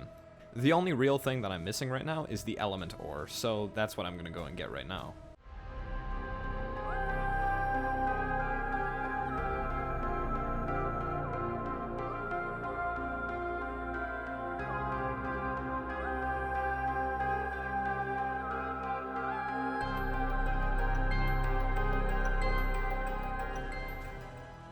After arriving at the skeleton in the red zone, I started farming all of the element ore I would need. I also got as much red gems as I possibly could because they're kind of annoying to get. Anyways, shortly after, I was able to craft my first little bit of element and the only amount of element I would need. So that pretty much summarizes day 52. On day 53, I was greeted by a death in the family as my Triceratops was killed in a Yiling attack. After mourning that loss, I decided to finally make some stairs over to my second floor because there's no way I can fit the Steamforge down here. Of course, I also put the steampunk skins on it. I also made sure to craft as much railings as I possibly could, and I started putting them down. Overall, I think it actually turned out really good. Since all my metal is pretty much smelted, all I'm missing is the polymer for this Steamforge. So I decided to go and try and get some. Thankfully, Karkanos give a lot on death. So that was really lucky for me, because if they didn't, it'd be very difficult to get all this. Anyways, I just continued to keep slaughtering them. This may seem cruel, but I am not going to farm hard polymer. Anyways, killing Karkanos is pretty much just how exciting the rest of my day went. So let's just go into day 54. On day 54, I finally crafted the Steamforge. Something crazy is that even on my newly built second floor, it can still barely fit up here. But don't worry, I got an expansion later. After some deliberation, I finally put this beauty down backwards. I changed this later, don't worry. Anyways, after that, I started dropping all of the metal from my existing forges because I want to start putting them into the new one. So after throwing all of this metal into my new Steamforge, all I had to do was turn it on. After turning it on, I noticed the incredible animations that it had, but also I noticed that it already smelted 40 metal ingots in that short time frame. That short time frame being literally a few seconds. So it's safe to say I can smelt however much metal I want. And that was further proven after I checked in on like 5 minutes after. And 15 minutes later, it was all ready. So that's a pretty worthy investment if ever I've seen one. So that's a bountiful way to end off day 54. On day 55, I finally expanded behind my Steamforge so that it actually faces the right way. I also fixed all of my hazmat armor. This is also probably a good time to mention, I'm trying to breed for more female megalos right now. The more females means the more egg production. I also finally knocked out a dodo. So after feeding it some berries, it was all mine. I also accidentally did an oopsie daisy. This is probably a good time to mention that whenever one of my megalos actually lays an egg, it gets hatched pretty much automatically because it's right next to the Dimetrodons.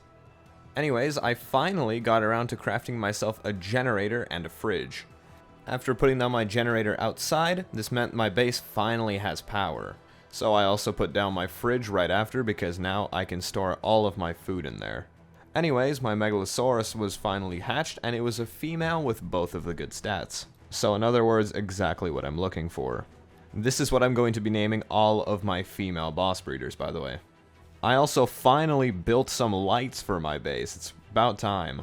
Of course, I also didn't stop at one. Just me turning on this one shows how dark my base was this entire time. After putting them all down, my base looks transformed. Of course, I also didn't stop there. Of course, I made sure to put them on my roof as well. But I think the thing I'm most a fan of is this design I had on my stairs with the lights. Anyways, after I hit the lights, I woke up on day 56. Since I'm literally bawling right now, the next thing I wanted to look into crafting is the industrial preserving bin. It's essentially like a fridge, but much better. Also, I had a poor level baby megalo. I still wanted to keep crafting some new items, but they required black pearls, so guess who's going down to the red zone once again.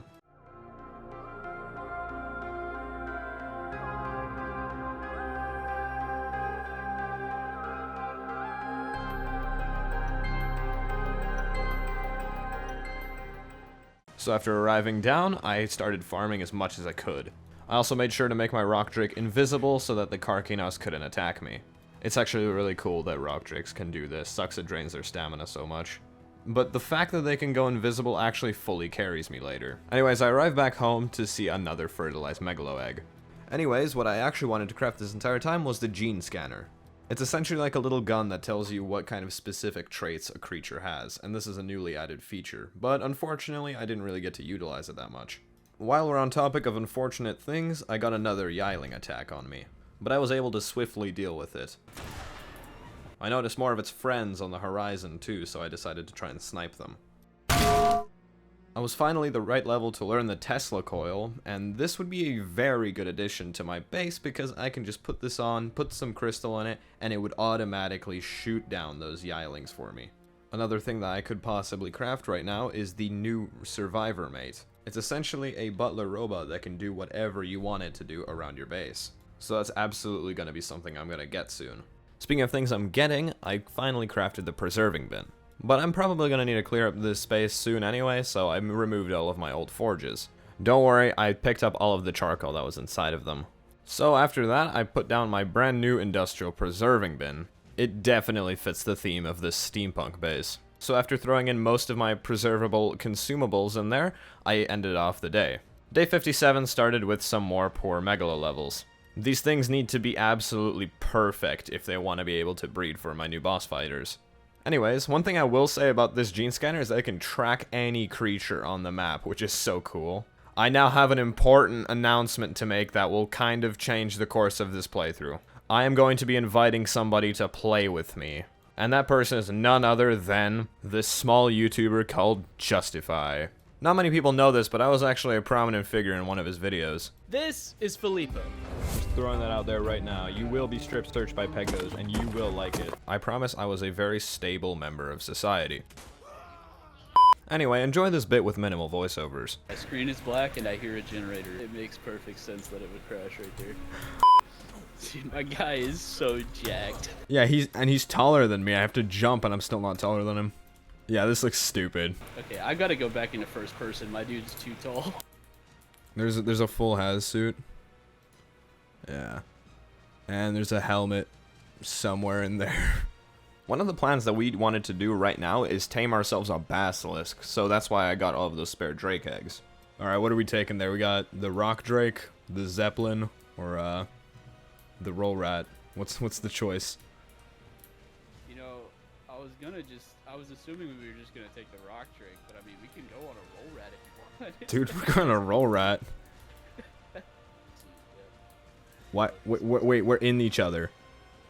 Wait, no, pause. No. You don't see what I'm seeing right now. Cause Dude, we're in the same seat. I don't. Boarded seat 6. Yeah, no, don't board that seat. Don't board that seat. Is that any better? Yeah, it is. You're distanced away from me. Good. Okay, cool. Social distancing. I like how they just destroy everything. I didn't know they did that. I thought my game was glitched. Like, into people's bases like that too. Can you really? Yeah. That'd be so funny if I run into someone's like 1x1 thatch hut. Oh, there's a basilisk. What level? Oh, nice. Hold on. Let me level up to level 5. Oh yeah, now we're cooking. That's level 60, by the way. Oh shit. Is that what you want, or you want higher? I don't know, man. If we got a 7, if we got level 7, that'd be kind of heat. So if you can't tell already, it's such a pain to actually try and tame this thing in a ground mount. So we're gonna retreat and go back for the blimp. Oh damn it. Shit. Oh. So that just about summarizes day 57.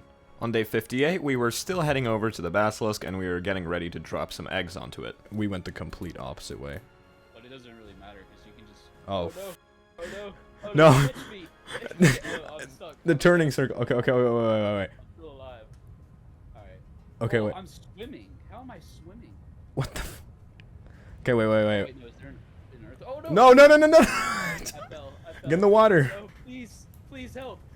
I can't help. First played this map for the very first time. There's a giant bee, by the way. Yeah, you could like go inside this, and I like built. Could mine you? so I could- You can. I see it. No. The queen's right here if you want to. Dude, I tamed it already. And there's a. Oh, god damn it.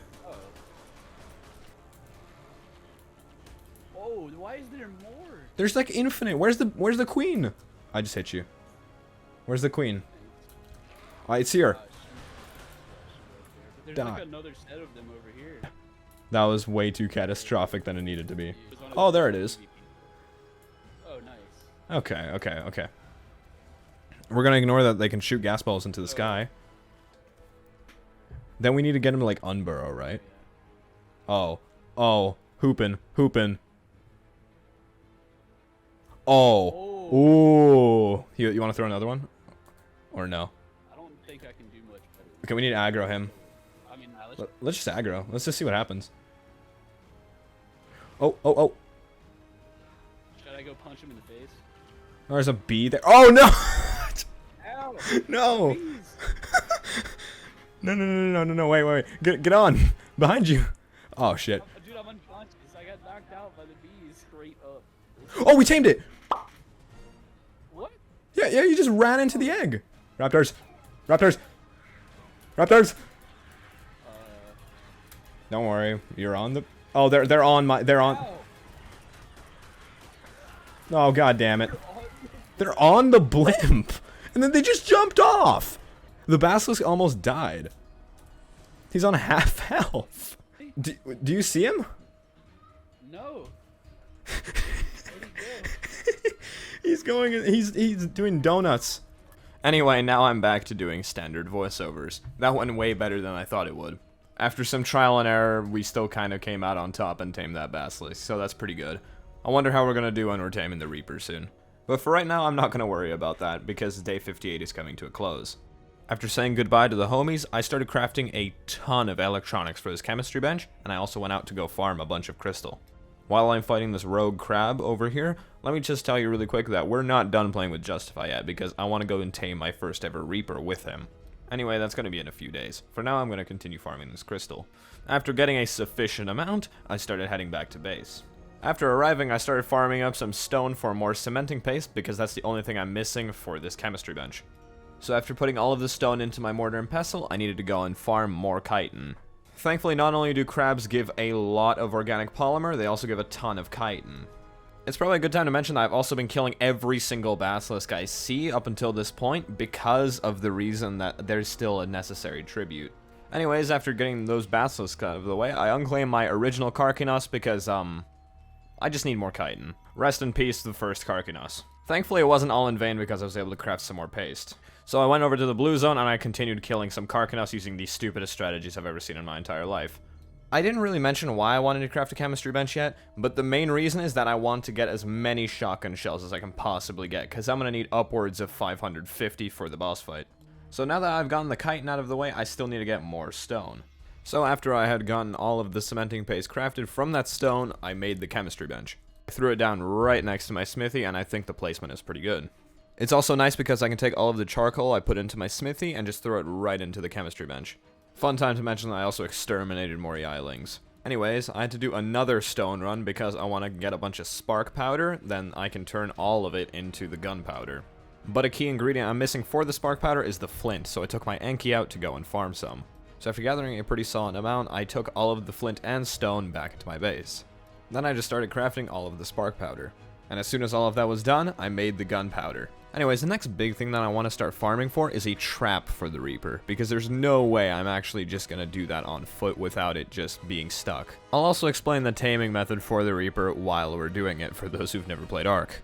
But for right now, I'm going to need a behemoth gate and 3 normal gateways. Also a ton of foundations. But I'll just skip to whenever I have all of those. So after having crafted all of my gates, I continued breeding some more megalos. After I was done with my megalos, I took all of my gunpowder and threw it into my smithy.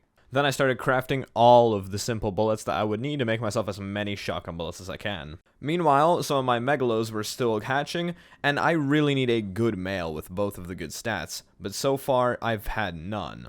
But something I have had luck in is killing these Yilings.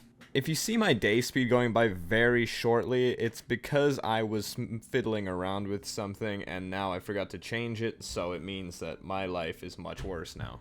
Anyways, after waiting a little bit, I had more megalos that were ready to be tamed. I think I just kind of left them here and I forgot that they existed. Wait, isn't that child neglect? Speaking of child neglect, not all of these babies were perfect. Anyways, after getting rid of the unwanted ones, I still had some pretty solid ones that I wanted to keep. But anything that I didn't want would be a new meal to my rock drake. Anyways, after that, I finally crafted the most expensive part of my Reaper trap, the Behemoth Gate. It was also just about time for me to start crafting all of these shotgun shells for me. No, I wasn't crafting them before, I was crafting the pellets that go inside. Anyway, that's just about it for day 59. Finally. On day 60, I crafted the Behemoth doorway for my big-ass gateway. I promise all of the stuff that I'm crafting right now is going to be absolutely essential to this Reaper, but unfortunately, Reapers just take a lot of time to get. I also made a few extra rifle bullets, but just like that, I had everything I was going to need to actually try and get this Reaper tamed. Of course, the main part is actually getting the trap down, so I went over to the red zone exactly where I want to make it, but the only thing I was missing were a few more foundations. But for right now, I'm not going to worry about that because I tamed another bulldog that I want to give to Justify. Of course, I named him Doug, too. Anyway, then I returned back over to my Reaper trap where it was fully finished. Now it's just time to find a Reaper. See, the thing is with the Reapers that they're very common in the red zone, but unfortunately you might not get a good level. And right now, I need a good level. Unfortunately for me, the first two that I found were level 15 and 20, so not really a great start. But then I found something incredible. Oh my god. I don't have a voice right now. Despite my crazy unenthusiasm, I just found a level 140 Reaper Queen. Unfortunately, it's going to be easier said than done actually getting it into the trap. Of course, the file for me getting the Reaper into the trap corrupted. Allow me to explain. I take the Reaper. I put it in trap. The Reaper is trapped. I'll hire someone to do motion graphics next time, but until then, I'm going to keep doing awful things like that. I also left one of my Megalos out here ever since it was a baby, and it just kind of grew up since then. So when I accidentally bit it and it started doing crazy damage to me and all of my nearby boss breeders, I decided to claim it. And would you look at that? It's the perfect male that I've been needing. So I no longer need this one. So just like that, my breeding army is fully completed. All I need to do now is actually just wait until I have a good time frame to start making my boss army. But not today, because that's the end of day 60. On day 61, Justify is back. So enjoy some raw footage content. Alright, we good? Or Doug is in the water. What? How did he get there? Hazard suit is like, it's not half, but it's probably like 3/4. So, yeah, I think we'll probably be alright. Okay. It should be in the trap. I'm not saying it is in the trap, but it should be in the trap. Fuck. He's in the foundation, I'm pretty sure. Oh, he's already in the trap. Okay. Yeah, I know. I don't know where he is. If I was a Reaper, where would I be? Oh! Okay, I almost just got eaten. So while we were panicking, let me tell you exactly how you're supposed to tame a Reaper. It's not exactly PG-13, but it's okay. Essentially, if you get the Reaper low enough, it will, I can't really sugarcoat this, impregnate your character with a Reaper, and then it chest bursts out of you after a certain amount of time, and then you can raise up your own Reaper King. It's not as fun as it sounds. But hey, at least I have a bunch of shotgun bullets to spare. And it also goes to show how good this shotgun is, because I am melting through this thing's health. But after a few more shots, it was all ready to be tamed. This thing's on 800 health. Okay, that's probably good. So it doesn't really glow, it just emits purple dots now. Gotta turn off your light pet. You keep yours on, I need to turn mine off. But the only lights that are gonna be on now are the scented candles. I've just been holding on to it this entire... Oh! Oh, we're good. Wait, no, my safe word, it was pineapple. So anyways, all I have to do now is wait 26.5 minutes, and I'm gonna have my first ever Reaper. This definitely isn't gonna be stressful at all. Something that you need to do for these Reaper babies is you need to give them XP by killing certain other creatures. Thankfully, a Spino did just fine for me. The maximum amount of levels that you can get on a Reaper baby is 75, and I just reached that amount, so that's pretty good. Anyways, now that I've gotten that out of the way, all I have to do now is wait very, very painfully for this thing. And I guess we thought it would be a good idea to try and do a cave while I'm waiting. That's definitely a smart idea. It's still wild to me that it's day 61 and I still haven't done a cave yet. But here we are, doing the cave. By the way, I just want to mention that we didn't actually properly even do this cave just because I was still pregnant with my Reaper baby. So after deciding that we're not going to do this, the day ended. Anyways, on day 62, I decided that I'm going to be the passenger in the Rock Drake. It's just, you don't understand what I'm seeing right now. It's just mushrooms and then Justify's head. And you can't go third. I don't know why you can't go third person. How long you got? 14 minutes until I'm a mother. What? Yo, come here, come here, come here. What is this? Why is this in my base?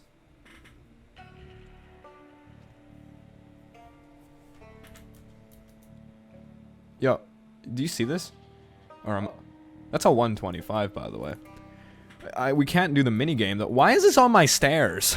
Anyway, this is probably a good time to point out that that Cosmo actually just chills in my base, even though it was a wild one, until I was eventually able to tame it, which is really funny to me.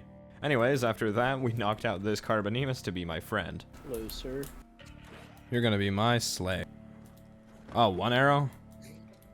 We didn't actually record the tame itself, but this thing was ready shortly after, so let me just count it right now. After doing that, I went into the most unsanitary Reaper birthing room, and I got ready to have my stomach burst. Also, I'm not gonna lie, I have the emote mod that I used to make my thumbnails on here, and some suggestive things happened in there for sure. Anyways, let this following depiction showcase exactly why you, sir, need to use protection. Oh,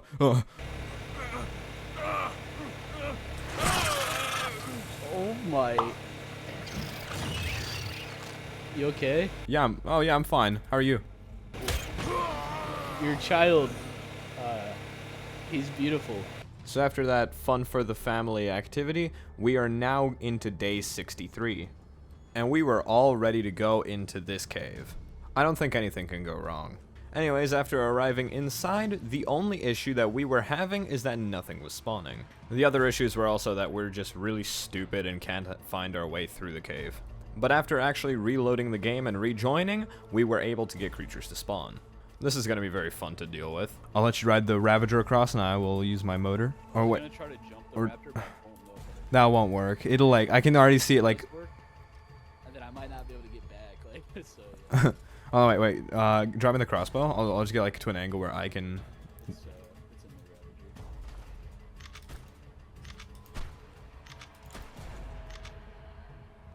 There's just Carnos in here. There's nothing else. Oh, they were chilling. Oh wow, that's some straight lag when I jumped onto this thing. What? Bumped my head. Wait, press C. Or what? Wait, Doug's head is currently touching the rock. wait. How do you go upside down? Go upside down. Wait, can you do that? Yeah, you can go upside down on Ravagers. It's C for me. For me, it's C. Yes. Oh yeah, I knew that. No, you didn't. I'm Oh, there's not. Is that an Arthro? That's a scorpion.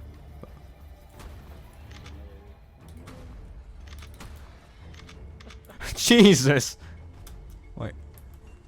You just killed it right in front of his baby, bro. What? Wait, where?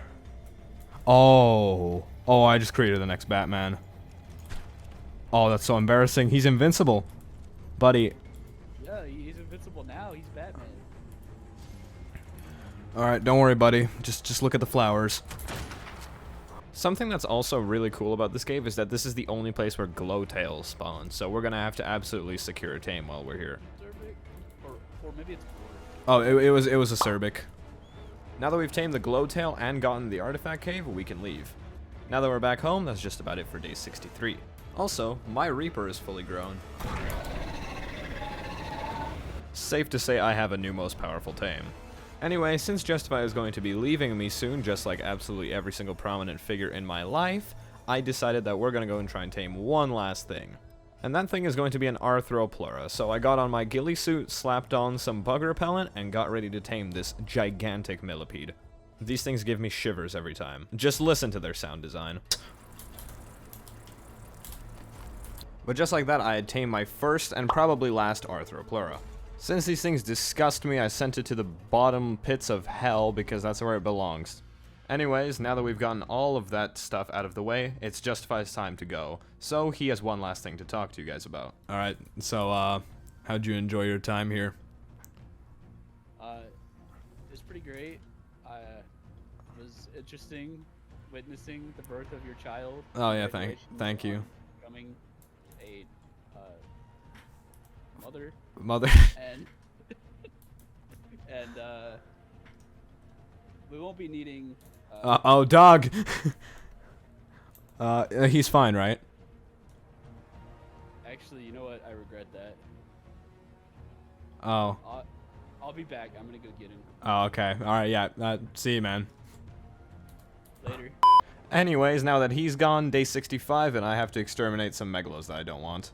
I also want to heal my Reaper as much as I can, because just look at this thing. It's going to be an absolute powerhouse. Like, even right now, it's already demolishing everything in its way, and I haven't even leveled it up.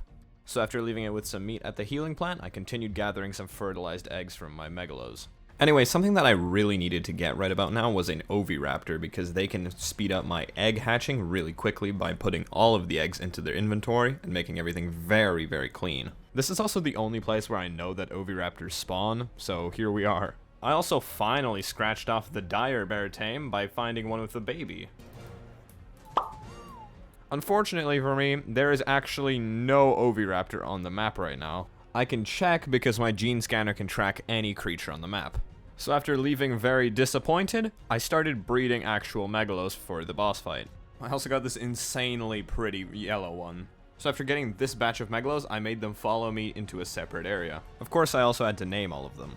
While we're on this topic of breeding things, I really need to get this oviraptor to speed things up. So I decided to try my luck one more time over in the portal. Luckily enough for me, one had actually spawned this time. So this is gonna mean everything for me is going to change. So after locating the oviraptor, I timed the perfect headshot on it and got it knocked out. So the only thing I need to do now is wait until it's hungry enough so I can feed it one of my megalo eggs. So after throwing 2 into its inventory, it was all ready to be mine. I also found this Diplodocus with a baby. Guess what I did to it? Yes! And I will leave you there. So after securing both of those tames, I took the oviraptor back home. While I was leaving, I also noticed this gigantoraptor here that I would probably want to tame. So after getting my ghillie suit on and throwing down some fertilized eggs, I got ready to try and abduct its baby once again. If you've watched my Center Hunter days, you know exactly what I'm on about. But let me just sum this tame up. It was completely broken the entire time, and I couldn't actually get it to work. So I had to take out my frustration somehow. As soon as I got back to base, I noticed that some of my baby megalos actually starved to death when I was away. I made sure to also make my oviraptor's inventory extremely weighed down so that it can't move while it's picking up these eggs. Anyways, it's time for the breeding montage. Again.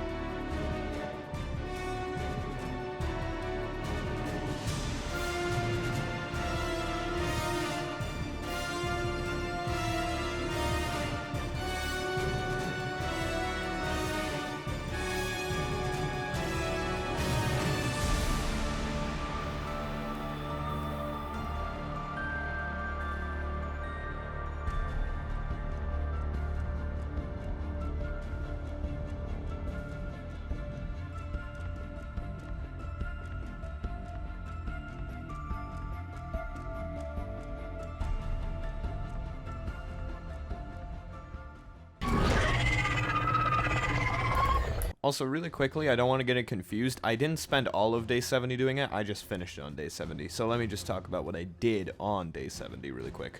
Because obviously I've already finished breeding my boss army, but the next thing that I want to do is tame a Yiling. It won't be of any use to me right now, but I just want to get it over with.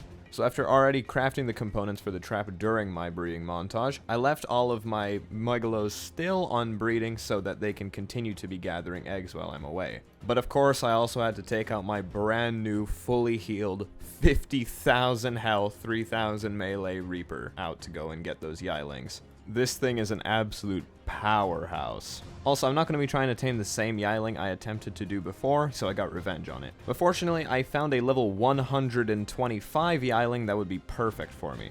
But first, I should probably get the trap set up before I actually want to try and tame this thing. But unfortunately, I was missing a little bit more doorways so I can actually finish the trap, so I had to go back and craft some. After coming back with a few more doorways, I had the entire thing completed. Essentially, I'm going to tank all of the damage that I take from the 40 feathers until it dive bombs into me, but when it does, it's going to get stuck in the doorways and I can throw the plant species Z-Seed at it. Anyways, wish me luck.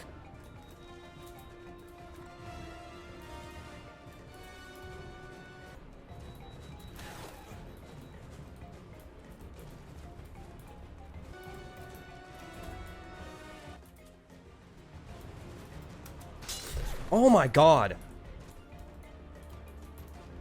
Oh, what? Yo, what was that? I did it though. Finally, see, it is doable. That took me way longer than any right it had to. But it's okay, because I finally got one.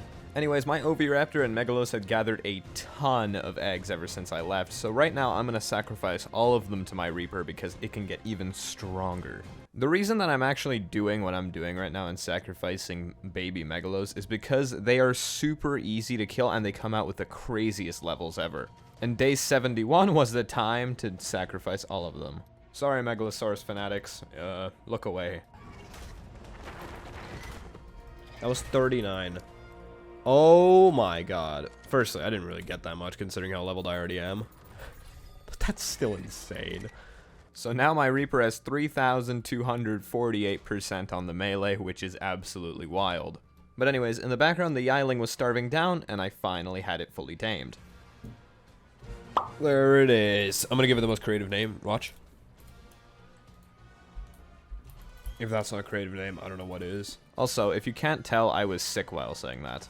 I think the Yiling is pretty cool, but I can't really do much with it now, but I wish I got to experience it more as a tame. It's essentially like a budget rock drake, but I do think that this thing is pretty cool. I should have tamed one of these faster before with a trap, but I only just gained brain cells recently. It can also dash up, which gives it some more airtime, and I think it's really cool. You could probably get it into the red zone and get your first rock drake egg with it. But I never really used it from here on out, so I just left it chilling in my base. Anyways, after that, I went over to the blue zone and I got another Ascendant Megalosaurus saddle, which I can put on one of my guys during the boss fight.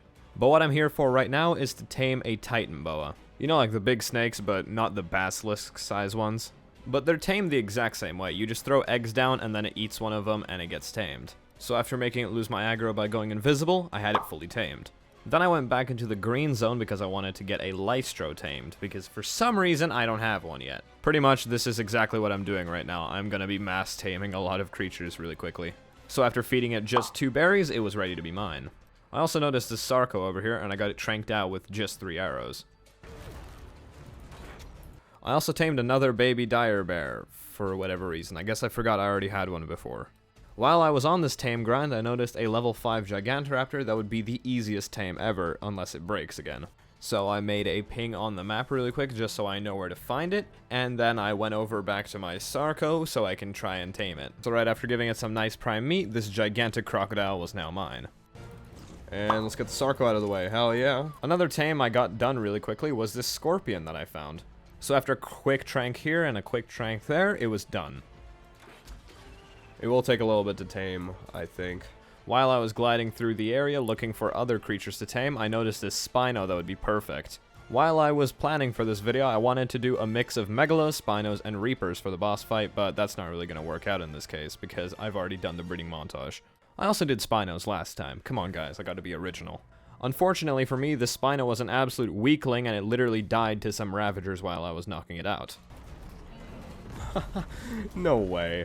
But it's not all a loss since I found this level 10 Spino that would be even easier to tame. Oh, perfect. But that's the end of day 71. So on day 72, I went over to my scorpion to finalize the tame. So after giving it its favorite spoiled meat, it was mine. Now I want to go and get myself the Gigantoraptor that I saw earlier. Pretty much how these tames work, you have to distract the parent with some fertilized eggs and then tame the baby. So while the eggs were occupying the parent, I got the Gigantoraptor baby fully tamed. Okay, what do you want? Bow. Easy! Also in the background, my Spino was fully tamed. So that's pretty cool. Anyways, I'm gonna try and tame some fish pretty soon, so I'm gonna need some more baskets. And by fish, I mean anything except for the trilobite, because like I said, I stupidly forgot it. But that's gonna have to wait because I want to go into the red zone and secure some more tames over there. These ones are always a little tricky just because of the landscape here. I found this Purlovia over here that I thought would be a pretty easy tame, but I didn't have any trank arrows on me right now, so I just marked it on my map. While I was walking around, I found this Z plant over here, and if it dropped me a seed, I could use it to tame a featherlight instantly. While I was going back to my original waypoint where this Purlovia was, I had to exterminate it because it was trying to kill a featherlight that I wanted. But by killing the Purlovia, I gained access to my first featherlight, and probably my last one. Bulb dogs are the best. While I'm here, I decided I might as well explore the red zone further because I haven't really spent much time in here. However, one thing I will say about it is that I definitely prefer the blue zone over this place. Not that it's bad here by any means, but it's just, I love the aesthetic of the blue zone comparatively to this. But however, I can still admire the red zone's dangerous beauty. But while I was gliding through here, I found an alpha basilisk. These things are absolutely terrifying, and they are the second hardest alpha to kill aside from the Reaper. To top it all off, this thing is also a level 145, and we're gonna see if my Rock Drake can take it out. This is gonna be a little stressful. After the King Snake emerged from the ground, I had to fight this thing and I pray to God that I got only headshots on it. And I'm saying headshots because I decided that I'm only going to be using my shotgun against this thing. My Drake will not deal enough damage. So this is the first big test I'm putting this boomstick to. So far it was going okay, but there was some Megalos that were also dealing a ton of damage to me. I couldn't deal with the Megalos because they were meshed into the Basilisk and causing me not to hit them. To top it all off, my Megalo was almost dead, but with just a few more shots I put the Basilisk down. And the pesky Megalo followed shortly after.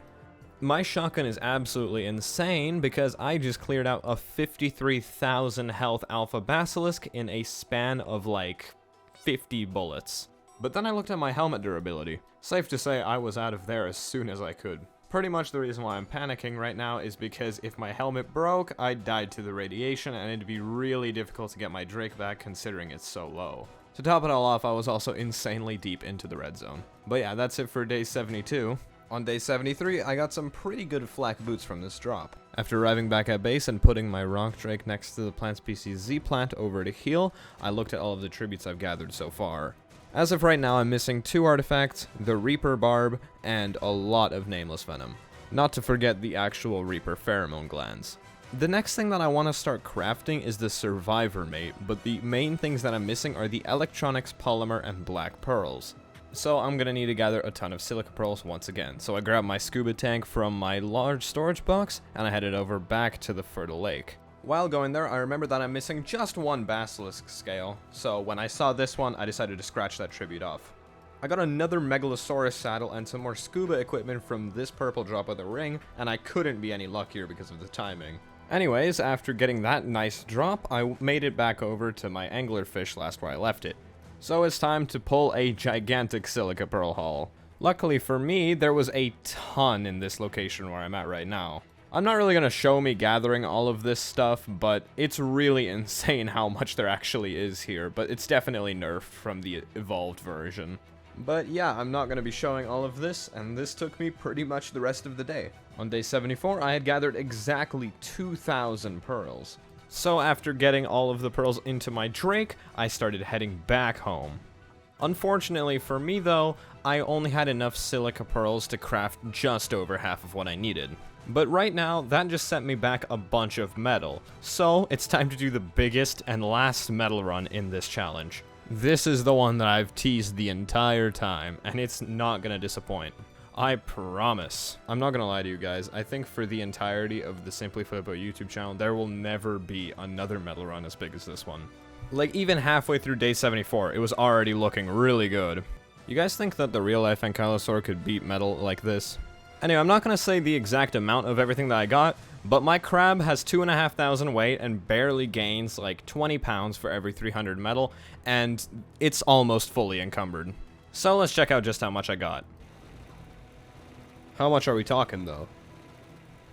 19,144 metal. So let's see just how fast my Steam Forge can smelt it. We'll just leave it here doing its thing in the background. And that pretty much summarizes day 74. On day 75, I was gathering some polymer from some nearby Karkinos because I need a lot to craft that survivor mate. While I was running around, the sheep that I tamed all those days ago was killed. I guess that's something I should have mentioned. Anyways, I wasn't only taking the organic polymer from the Karkinos, as I used the chitin that they dropped me to craft a bunch of cementing paste. I also need some black pearls, so down to the red zone I go.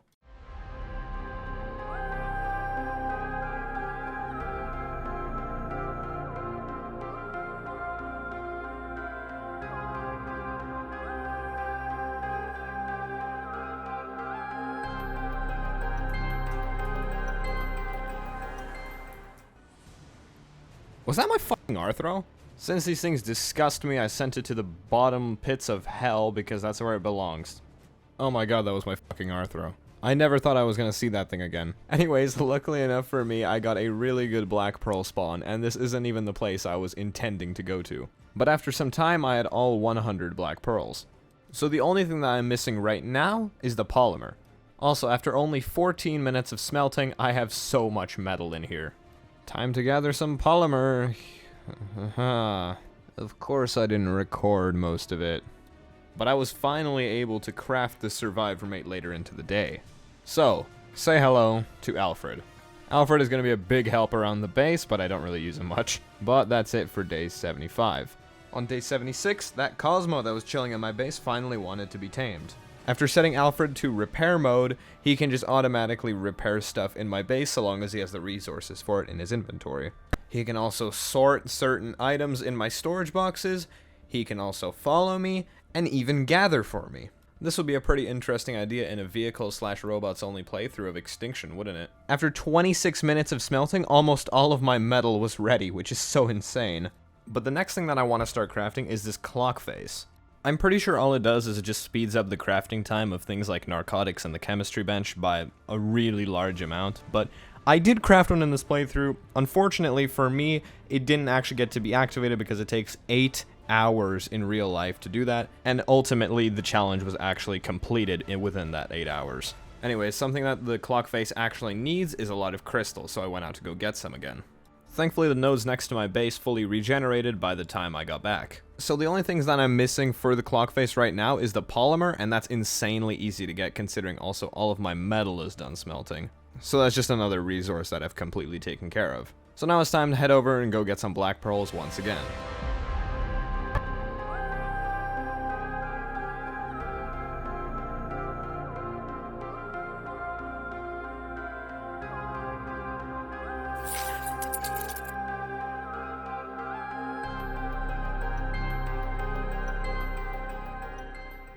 Arriving down in the red zone, I was met with some resistance, but it was all just rock drake, so it's nothing I can't deal with. So after taking care of all of them, I picked up all of the black pearls and started heading back home. After arriving, I noticed that the only thing I'm missing is the polymer, since all of my metal is already smelted. Speaking of metal, I decided to just throw it all out and put it in my fabricator, and oh my god, do I have a lot. By a lot, I mean over 12,000. But now that the metal is in my fabricator, all we need to get is the polymer, so let's go do that tomorrow.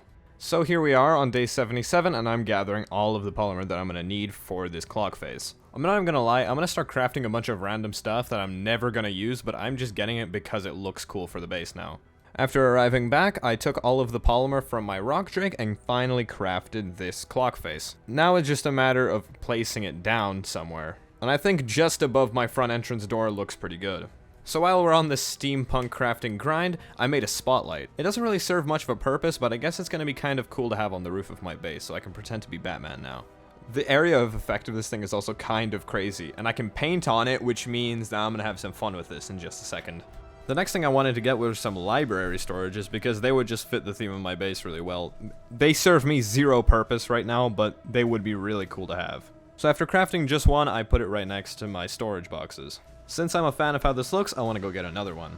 After farming up some more wood for it with my roll rat, I got it crafted. But I can't be the only one who's a fan of 2 of these next to each other. But the last thing I'm going to craft for now is the tinkering desk. Like I said, I'm not going to use any of these items, but they just look cool and I'm balling. So after going to get some more wood with my roll rat, I got the tinkering desk fully crafted. So now that I've got this thing placed down on my base, I'm never going to use it again. But seriously, I am a big fan of how this entire thing is turning out. Like, look at this. It has all of the steampunk necessities in it. But now, it's finally time to paint. At least I will tomorrow, because that's the end of day 77. Day 78, and I'm going to try and be a little bit more original than this. So I decided to paint Justify's logo. Oh. That's a real striking resemblance, I think. But I couldn't really get it perfected by any means. I'm not really sure why. It just always kept coming out inverted. Like, look at this. I can't even advertise anymore. Oh my god. So for now, this is going to be who's looking above me on my base. His name is going to be Harold. He also has a nose piercing. Don't worry about it. So now that we've gotten all of that base decoration out of the way, I want to see if I can go kill an Alpha Surface Reaper. If you can't tell by the name, they only spawn on the surface, so wish me luck. After arriving at the entrance at the Fertile Lake, I was immediately greeted with some hostile Reapers. But thankfully, mine can take them out even faster. They're still going to be very annoying to deal with because whenever they die, they let out an acid cloud that burns me and my Reaper. Since Reapers only take heavy damage when they're under the influence of a light pet, that also goes for my Reaper, so I'm going to be taking some extra damage as well. So this is going to be very, very annoying. And the overspawning of these guys does not help me out at all. Anyways, after dealing with those guys, I got a pretty solid new long neck rifle. After I was running around for a little bit, I caught this in the corner of my eye. An alpha actually spawned. So let's hope this doesn't go disastrously. Oh, there it is. God damn. As you can see, this thing is absolutely massive compared to my Reaper. I'm not really too sure how, but at only level 20, this thing was dealing thousands of damage a hit. Thankfully, my Reaper has 50,000 total health, so I can probably tank it. After a relatively long fight, I finally dropped the Alpha Surface Reaper. So just like that, we have finally gotten the barb. I decided to also leave the body of the Alpha there to show my dominance. But anyways, the last thing I was doing here is going to see this red drop, because it could have something good for me. And that it did. It had a 510% shotgun blueprint in it. But you know what I did with it? I threw it away, because last time I had a way too easy boss fight for me on the center. No spoilers for what actually happened in there, but let's just say it was not a challenge at all. So that's why I'm not going to cheese this boss fight, and I'm not going to make this insanely easy for me. So that's exactly why I'm not going to be upgrading my shotgun from here. What I have is what I have, and I'm not going to make it do any better. But that's it for day 78. On day 79, I was just returning back to base. I had to sort through all of the loot I got on the surface, minus the crazy blueprint. Some of the eggs I must have left out by my megalos hatched, so I had a bunch of random babies lying around. Well, they weren't babies anymore since they were fully grown by that time, but thankfully I wiped them all out with one hit. And don't worry, I've made sure that all of my megalos are very well fed so that they can heal really fast. The next thing that I wanted to do is go and conquer the red zone cave. The only thing that I'm going to really need for this entire thing is a rock drake, since I can go invisible. Then I'll just be able to climb on the walls of the entire thing until I can get to the artifact. By this point, I'm already extremely used to using a rock drake since I've experienced from ArkSurvivalEvolved and my recent times using it here. So the only real difficult part is going to be finding the entrance of this cave. Thankfully, I was able to find this with relative ease compared to how long it took me on previous attempts on ArkSurvivalEvolved. So this is going to be fairly easy for me. Should I make this cinematic? Yeah, probably.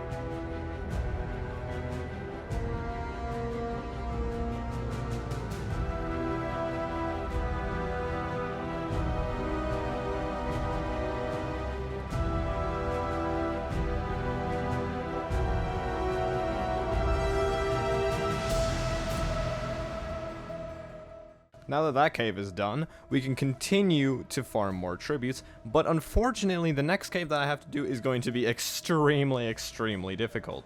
I will not be able to cheese that one like I did this one, where nothing can see me, because in the next one, everything is going to be able to see me, and I have to go through some of the tightest corridors Ark has ever seen. Not to mention that it's literally underwater. But for now, we have to transition into day 80. On day 80, I want to go on another taming spree, this time centered in the bioluminescent and molten element areas. So I'm going to be doing that on my Reaper, because I can have a strong and safe mount providing me with every single thing that I'm going to need to be able to traverse the blue and red zone. This taming spree is actually going to secure majority of the tames that I'm going to require for completing this entire challenge. But I'm not going to be going into the fish yet. When I refer to fish, I mean like the saber-toothed salmon, the coelacanths, the lampreys, and the piranha. But stuff like the electrophorus is going to be things I'm taming right now. But speaking of things I don't tame in this challenge, like the Dimorphodon, I was just looking at them online, but they weren't actually properly spawning at all during this entire playthrough, which is really weird. So my point is, even if I did know that they spawn on this map, I wouldn't have been able to tame one. Anyways, I did tame an electrophorus though, so now we just gotta keep roaming around and see what I can find around here. The next thing I got was a dung beetle that I saw roaming around here, so this was a pretty free tame. The next thing that I saw was this Gigantopithecus, otherwise known as monkey. The only way you can tame these things is through a passive taming system of feeding it berries, but this was going to take about 5 attempts, and this thing's hunger drains very slowly. So no matter how long I waited, it didn't want to be fed again. Until it did. But that's about it for day 80. On day 81, I found this adorable little shinehorn that wanted one of my brown mushrooms. Unfortunately, one of them wasn't enough to tame it, as it was going to want 3. But that's a price I can afford to pay because these things are absolutely adorable. So after waiting a little bit, I got my first ever shinehorn. My Gigantopithecus was almost fully ready to be tamed because it was at 71% and it was going to require just 2 more berries. But Ark decided that no, you're not going to be getting this Gigantopithecus because a snake bit it and it lost all of its taming efficiency, and then I accidentally killed it. I think I accidentally pulled the next Harambe. So now it's time to start all over again with a brand new level 20 Gigantopithecus. While I was here, I also checked on my Baryonyx that I left here previously, and he's doing pretty good. While I was so close to the red zone, I might as well tame some things that are over here too, like this level 15 Perlovia. But just a few trank arrows was enough to put this thing down. I guess it's just because my crossbow is goated. While I was saving my new Gigantopithecus from another issue, I accidentally killed it again. So maybe it's not meant to be, but one thing that I do know is meant to be is me taming this Perlovia. Now that I've gotten all of those tames out of the way, we're gonna leave it at that for this taming montage. Arriving at base and being greeted by Harold's beautiful smile and nose piercing, I had to ponder what I have to do next. So I decided I'm gonna go tame a manta, but that's gonna have to be done on day 82. On day 82, I've arrived at the fertile lake, getting ready to tame the first manta that I see. And after locating one, all I had to do was swim up to it next to my rock drake in invisible mode and feed it some angler gel. Also, my apologies if the lighting here looks absolutely awful, but I had to go gamma 5 for some parts. Anyways, after leaving my rock drake by a shore, I went back on my anglerfish, and when I returned to my manta, it was literally stuck in the mesh. So after ghost moding, yes, I can do that in these situations, I was able to feed it. Then, the tiniest of otters literally bit my manta and it was reset back to 0. So now I have to attempt to tame a brand new one from scratch. So to do this, I have to separate one of these from the rest of them. So after clearing out the undesirable ones, I tamed the one that I wanted. This tame was genuinely so annoying because of all the time that I spent on it. Seriously, that was just so vile. So the only real thing I could do for the rest of the day is just head back home. I was able to fix my armor, however, just before the day ended. On day 83, I wanted to start taming the fish. So after eliminating some sky rats, I set out to start crafting some fish baskets. After crafting a pretty decent amount, I went over to the river right next to me. Pretty much the way that you tame fish is that you make them stay close to a fish basket until they are ready to be put into it. So you just have to make sure that they stay next to trap long enough for them to initialize into it. I'm probably not going to go over all of the specifics of how this entire thing went, but it was pretty disastrous in some ways, considering that I crashed at the end, so I had to restart. But thankfully the second attempt was much better as I was able to trap the piranha and fully tame it. Next up, I'm going to try and get this coelacanth fully tamed. Thankfully this one was so much easier than the piranha. So now it's time to go into the blue zone and get the fish that are over there. Thankfully, my old Electrophorus was here to protect me from all of the dangers that lay in this little lake. Unfortunately, this little lake had a little bit too many dangers in it. I'm not gonna lie, this recording was really long for absolutely no reason, so let me just showcase me actually taming the salmon. Thankfully, I somehow got this absolute behemoth stuck in my tiny little trap. But now, it's day 84, and I want to move into taming the lamprey. So the first thing that I did when I located one of them is trapped it in between 2 fish baskets and secured the tame. After arriving back at base, I left my lamprey on the floor to chill there forever. I don't know what it does, but I guess it looks cool. I don't know. Anyways, now that we've gotten all of that out of the way, I'm gonna knock out a Megalania and tame an Aranio. So it's down to the red zone I go once again.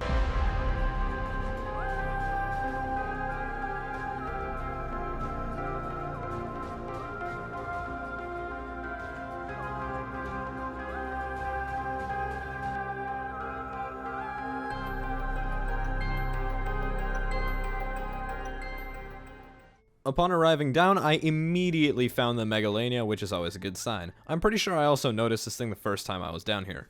Thankfully, it's insanely easy to knock these things out because they have very fast torpor gain. But after a little bit of chasing around, I got this big lizard knocked out. Now it's time to see if we can find ourselves a spider. My Megalania was also starting to wake up soon, but I didn't have any narcotics on me, so I had to resort to more unconventional methods. Thankfully, shooting it with these tranquilizers was enough to put its torpidity back up to the highest. Then I started taming my brand new spider. I had to constantly use spoiled meat to tame this thing, so I had to wait sometimes in between feeds. On day 85, I had to shoot more tranquilizers into my Megalania's sleeping body. It just wakes up so fast that I have to do this. Anyways, I was able to finally tame my Aranio. And shortly after that, my Megalania was fully ready. Now that we've gotten those tames out of the way, I can leave the red zone. Did you know I've been eating raw meat and rare mushrooms up until this point? Well, now you do, so I want to go and get some oil for a grill. I didn't actually know that there were oil nodes on this map. The only place where I knew you can get it is from trilobites, so I went over to the Portal Lake. As soon as I located them, I started eliminating them. After gathering their oil, I returned back to base with everything I have gotten. Now, the next important thing that I want to do is conquer the final cave, the one with all of the claustrophobia and underwater parts. Like I mentioned, I left my baryonyx here previously just so he's ready to go. Now it's just time to submerge ourselves into the deepest parts of these caves.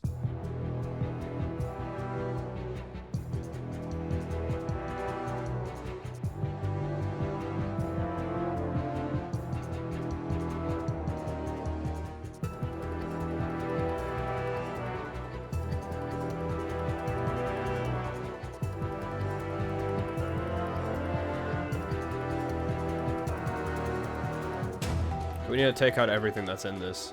Anything I can take care of now, I need to.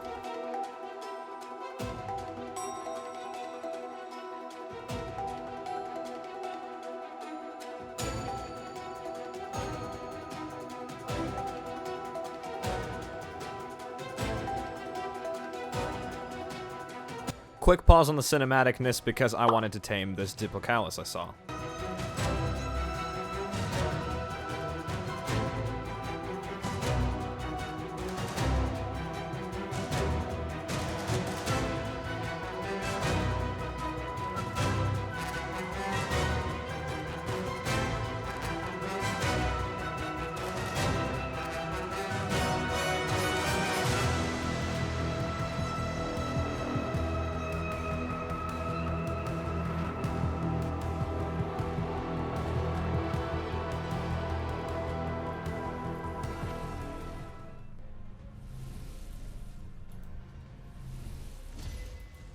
Every artifact has been taken care of. Oh my god.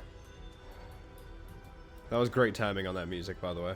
Now that we've gotten the last artifact, all we really need to worry about is getting some more nameless venom right before the boss starts.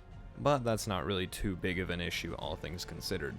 So the only real tribute I have left are the Reaper pheromone glands. After getting one more zipline anchor from my baryonyx's inventory, I had to leave him there because I can't take him back up with me. He was a true soldier, nonetheless. And I think if it wasn't for him, I wouldn't have been able to finish that cave, so props to him. I guess I do need to swim out on my own, but that's not the biggest issue. Let's just hope I don't get electrocuted. After making it out of the entrance safely, I had to return to my rock drake. That's also fully it for day 86. On day 87, I started off strong by finally making a grill. After putting it down, I had to resolve 87 days worth of hunger. So after cooking up 2 stacks of cooked meat, that was probably going to be enough. After looking at Harold's Gaze, I finally got around to using my Cosmo properly. It's essentially like Spider-Man swinging, and I really wish I got to use this more early game, but I never really figured it out up until now, because I guess I forgot tutorials existed. But I think he's still pretty cool nonetheless. He's like the grappling hook that you can't use on here.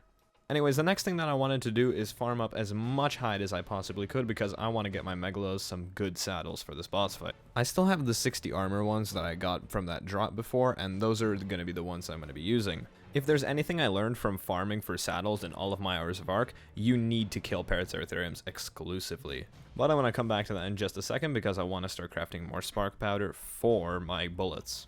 After crafting as much spark powder as I could, I finished it off by making more gunpowder. After gathering some more fiber, I crafted 2 of the Megalosaurus saddles. As per usual, the only thing holding me back from actually making more is just the hide. So that's exactly what I'm setting out to go farm right now. So the rest of day 88 was just me murdering absolutely every single creature that I saw because I need their skin. On day 89, I returned back to base with all of the hide that I had gathered previously. After doing that, I kept crafting more shotgun bullets. I also expanded more on my Megalosaurus saddles. I'm also probably going to have most of my Megalos be outfitted with these saddles, but not all of them. So after putting all of the saddles onto these guys, some of them being the ones I just crafted or ones from the surface, I took out my Rock Drake because I wanted to see if I can go get myself another Reaper tame. Unfortunately for me, my original Reaper was completely gone. So what I was going to do instead is kill some Reapers so that I can get their pheromone glands for the tributes. So I marked the nearest charge station that I saw because I'm going to transfer my Reaper from home to here. So really quickly, after crafting a little bit more shotgun bullets, the day ended and I'm going to do the pheromones tomorrow. On day 90, I uploaded my Reaper into the charge station. Now I can take it out at any other charge station across the map. This is going to be important soon. Now all I have to do is kill any Reaper queen I see in the red zone. I'm fairly confident that my Reaper can kill any single queen with ease over here. It was made very evident when I was dealing 3,000 damage a bite.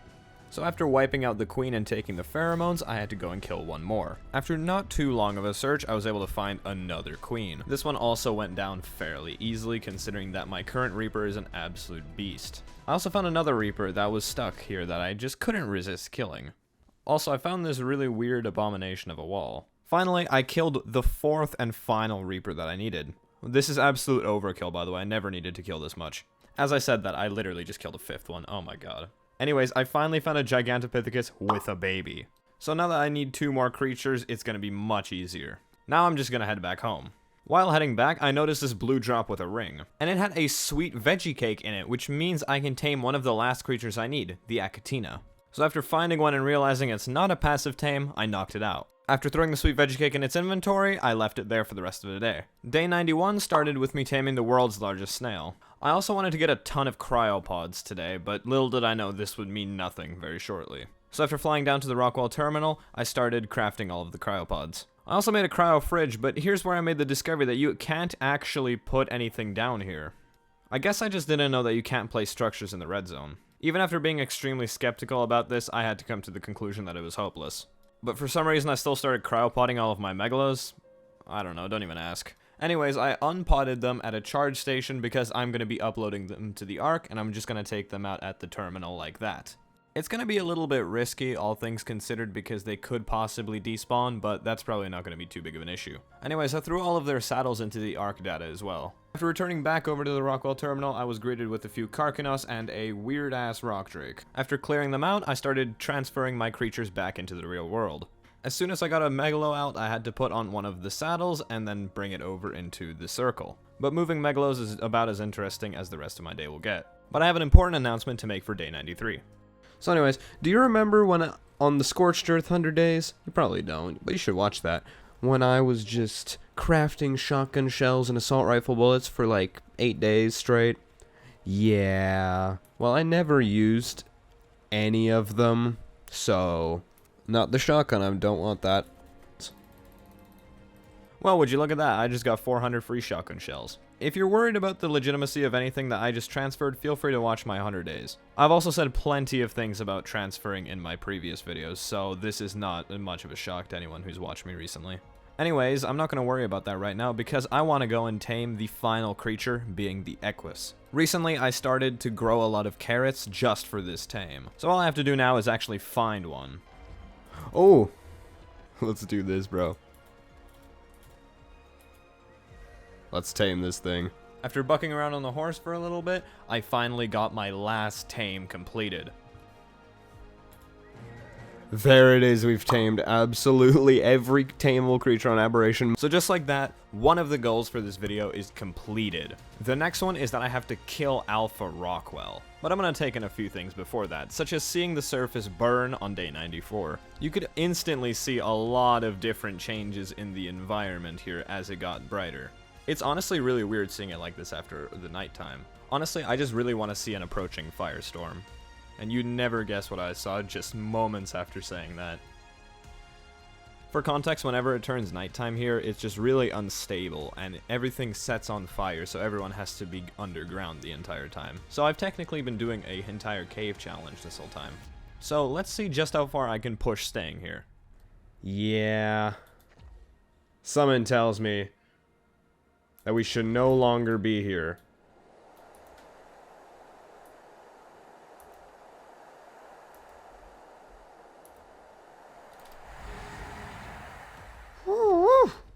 So that's a pretty eventful start to my morning. Anyways, I got all of my tributes sorted in my inventory, ready to go.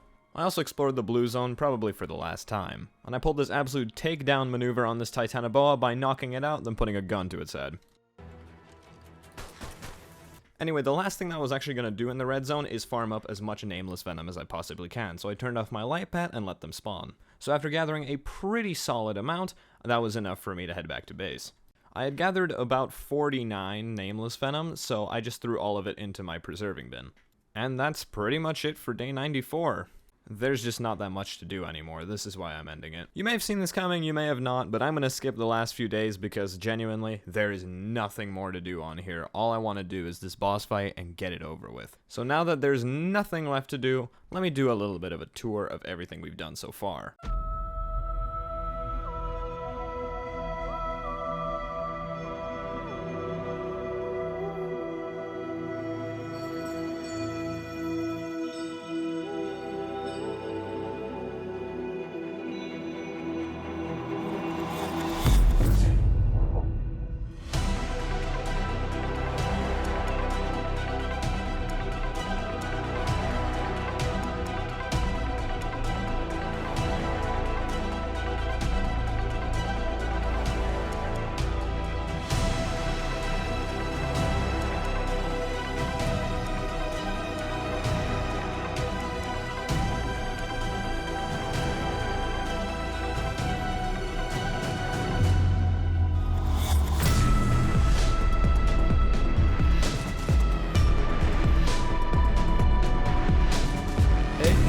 Oh yeah, I'm fine. How are you?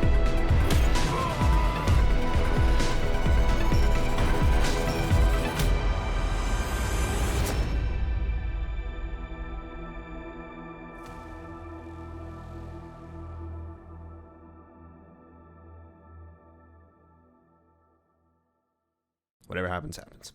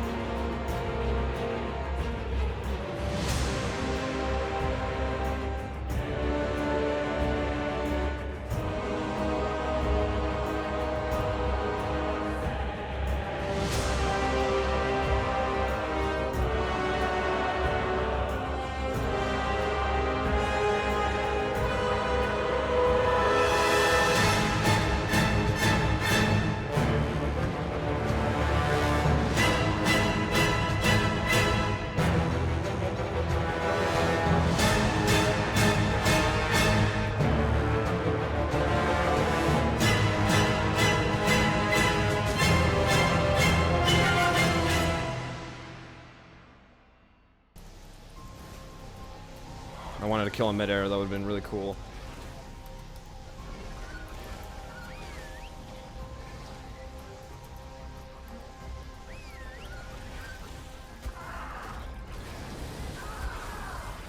Oh my god.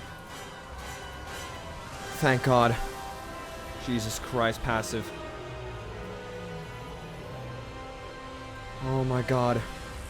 Thank you all so very much for watching this video. If you enjoyed it, be sure to leave me a like and subscribe because it only takes the click of a button and it helps me out so much. I'll be doing every single map from here on out, so make sure you don't miss that. Can't wait to see you all there, and I'll see you later. Wait, there's a Fossolosuchus on this map?